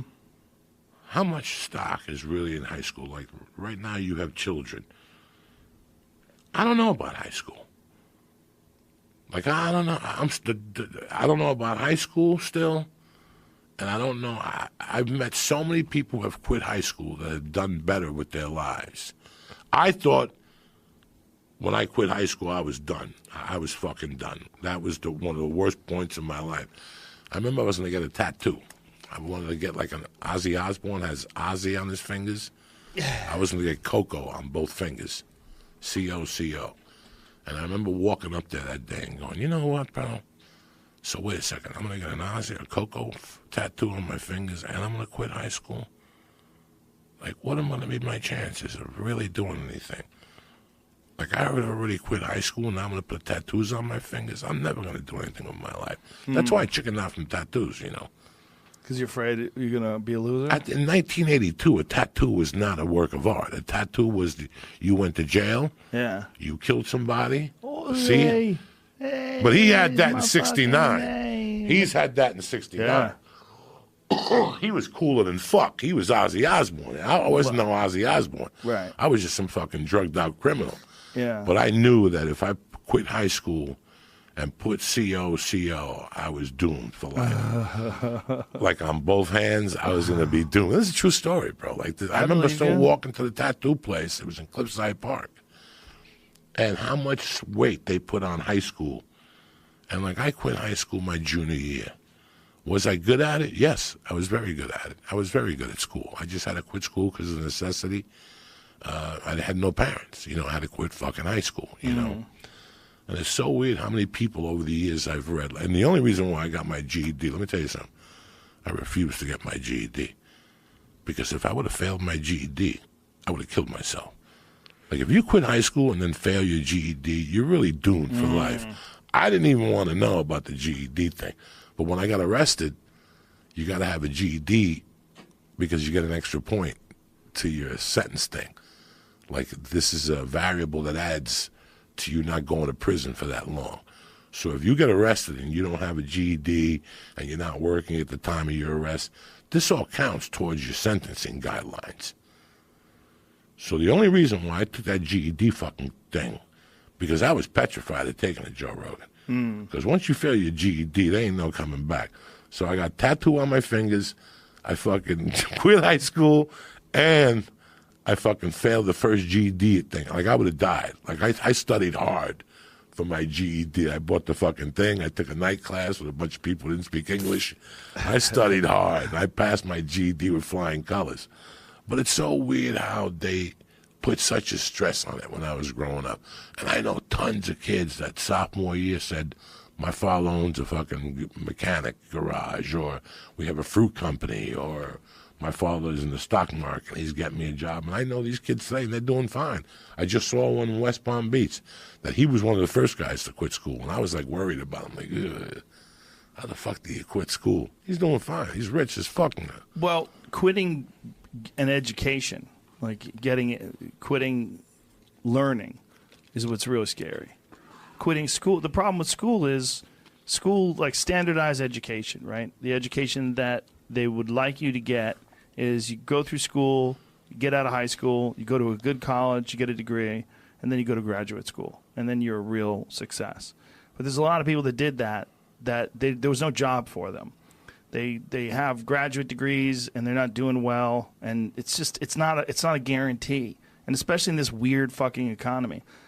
The problem with a guy like you or a problem with a guy like me is that we're never going to have regular jobs. It was never going to work. We're too fucked up for whatever reason. We're both fucked up for different reasons. Bro, I quit every fucking job. Every job? I've never had a job that 4 days, I was like, why am I doing? I could sell an 8-ball and make $50. I gotta wash dishes. Like, I washed dishes for 4 months. But nobody recognized that you had the potential to be an entertainer. Nobody ever says, like, you could be an entertainer. You're a funny, entertaining guy. Nobody ever brings that up as a viable job option. Meanwhile, it's obviously a giant job option. All of our friends that are like you or I, that are comics, they were all fuck-ups in high school. They all barely made it through whatever job they had. They hated every second of it, and they all thought they were losers. That's one thing we all have in common. We were all worried that we were going to be a loser. But none of us had someone who said, hey, Joey, you're fucking funny, man.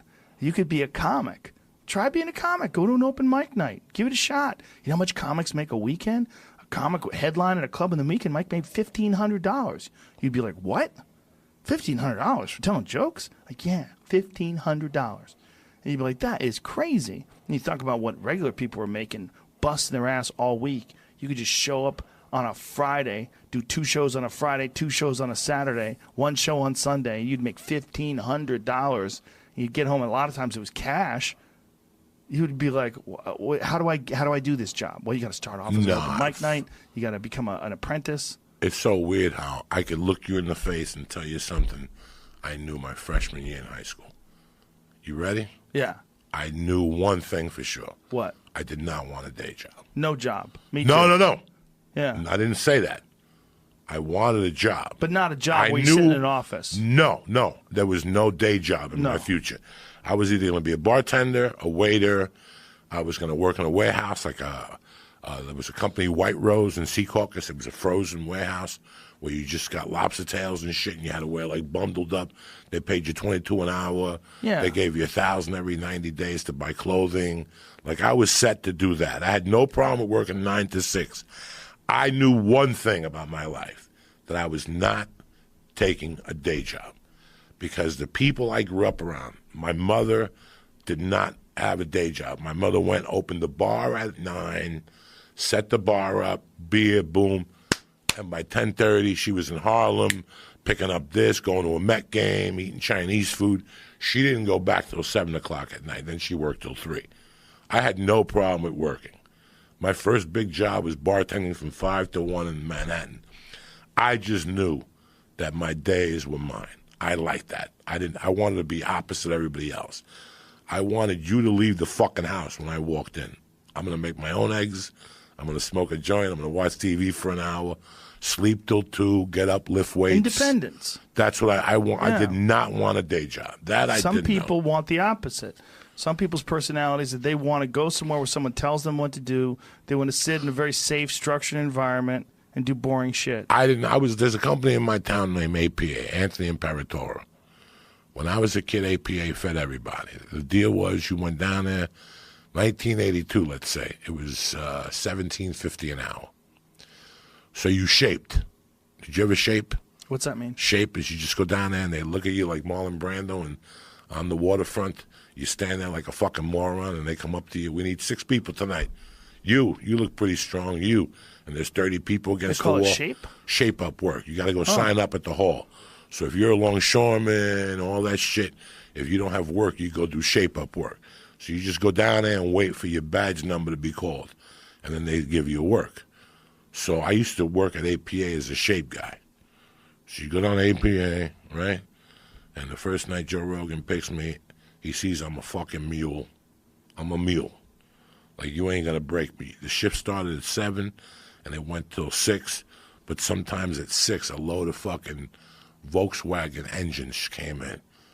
And here you are with another fucking gorilla picking up Volkswagen engines. So what I used to do was, you couldn't work more than 6 days a month or they had to put you in the union. So I would work APA, white truck, whatever. There was 3 different companies that you could shape for. So what you did was, to get into the union, was once I found out Joe was cool and Joe knew I worked, I threw Joe a yardstick. I threw you 100, so I had guaranteed 2 days a week work, which is still $18 an hour plus overtime. So I did shape-up work. And then if you completed like 12, if they made a mistake and they gave you 12 days in a month, now they had to hire you full-time. And your life changed forever. APA, that guy in Parator that owns, you know what he owns now? The fucking ferry. Like the ferry that goes back to New Jersey, back and forth from Jersey to New York City, that's in Parator. He didn't stop growing. But when we were kids, his facility, he took such care of his employees.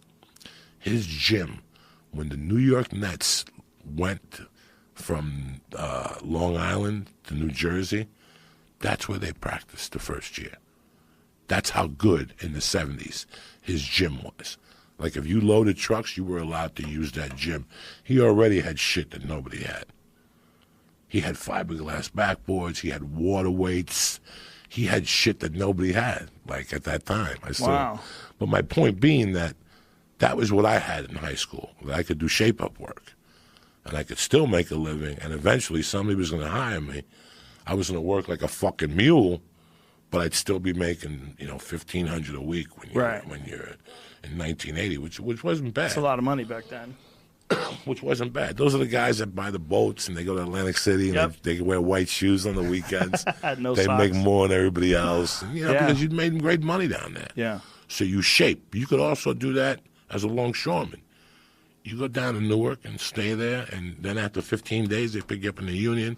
They'll charge you $5,000 for a book, which means that you get $5,000 into the union, but you got benefits the rest of your life, and insurance and a pension. And yeah, and you realized that you weren't going to work in a cubicle. I did not. I knew that, but I liked that night loading shit. You don't know how many nights I walked home on Route 3 with no money.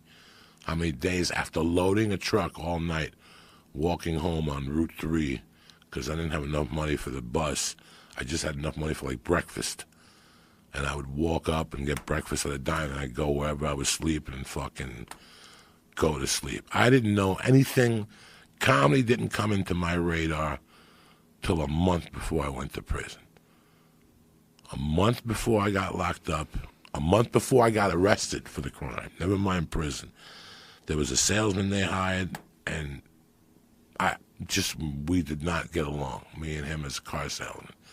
He was American Indian, a piece of him was American Indian, and he even had that Charles Bronson look in his eyes.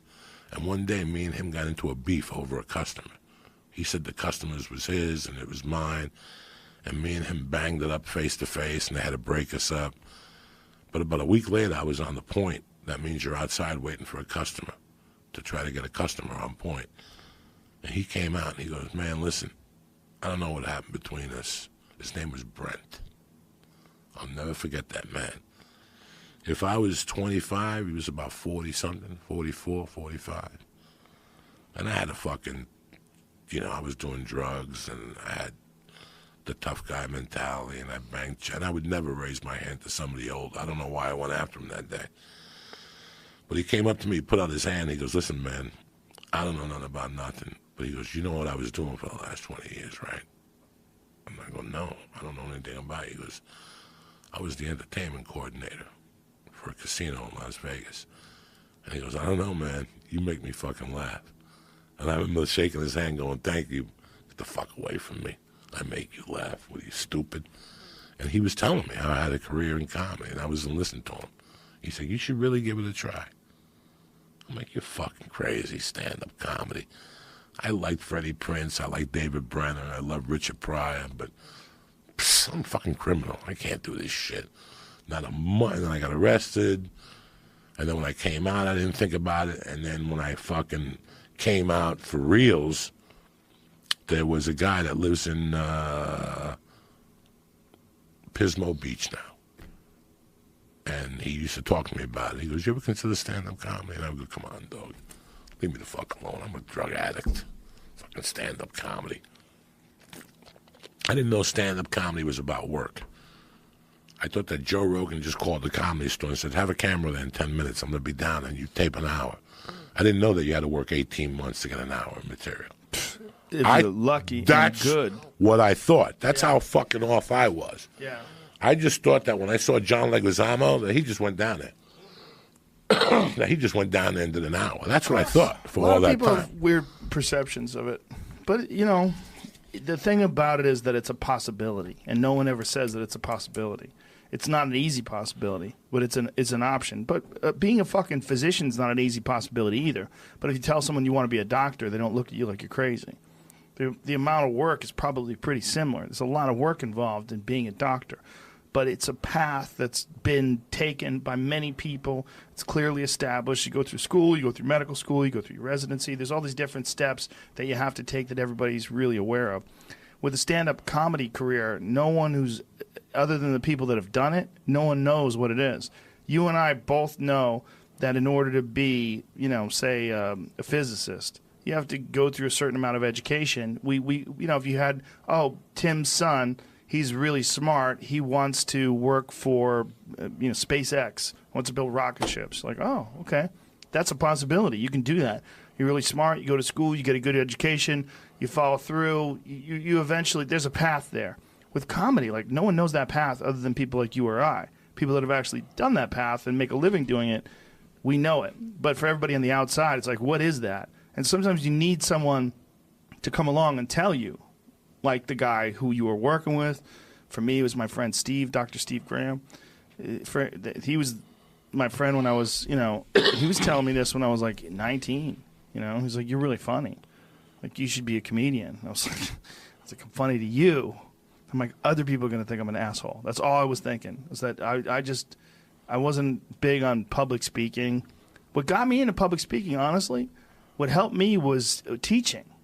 When I was teaching martial arts, I had to teach in front of all these people. Though I'd never spoken in front of groups of people, but I was really good at the time at teaching classes. I'd learned from my instructor, and there was a way to do it. I was very enthusiastic. Obviously, it was my life, so I was very intense about doing it. And I got used to speaking publicly in front of these large groups of people. But it was because I was speaking about something that I was good at. And then I would teach at Boston University, and when I would go there and teach the classes, I'd start off the classes, and I basically said to them, listen, you take this class, try hard, you're going to get an A. It's pass, fail, A. It actually counts for your GPA. So this is an easy A. I don't want you to be fucking Bruce Lee or Jackie Chan. You don't have to do that. I just want you to try. If you come here and try, you get an A. That's simple. And so I would, became friends with a lot of the kids because they were like my age. Some of them were even older than me. And I was teaching them. So that was how I got into public speaking. When was the first time, I want you to think before you even answer, besides stand-up comedy, were you ever on a stage before that? No. Improv troupe in grammar school, a play in high school, a play in grammar school? In college, I didn't do any. I don't think I ever did anything. Maybe if I did, I don't remember. But in college, I took a course on public speaking. It was like some sort of course where we would do like little play. It was terrible. The teacher was terrible. She was this short little lazy lady, She was so lazy. Like, the way she would give classes was just, it was a continuing education program at UMass. She was just terrible. And there was the people in the class where it was very loosely organized. She didn't explain the lessons very well. And, we had to put together some little play. I remember it was me and this girl and this guy. We made some little funny play. We wrote it together. It was around the same age. I was probably thinking about doing stand-up. I was probably 19 or 20 at the time. I always shunned from all that stuff. I was always embarrassed. And when I got thrown out of Catholic school in the 6th grade, I had this guy, Mr. Levito. And on Fridays, you had a choice to fucking go be part of the ecology club or hang out in the class.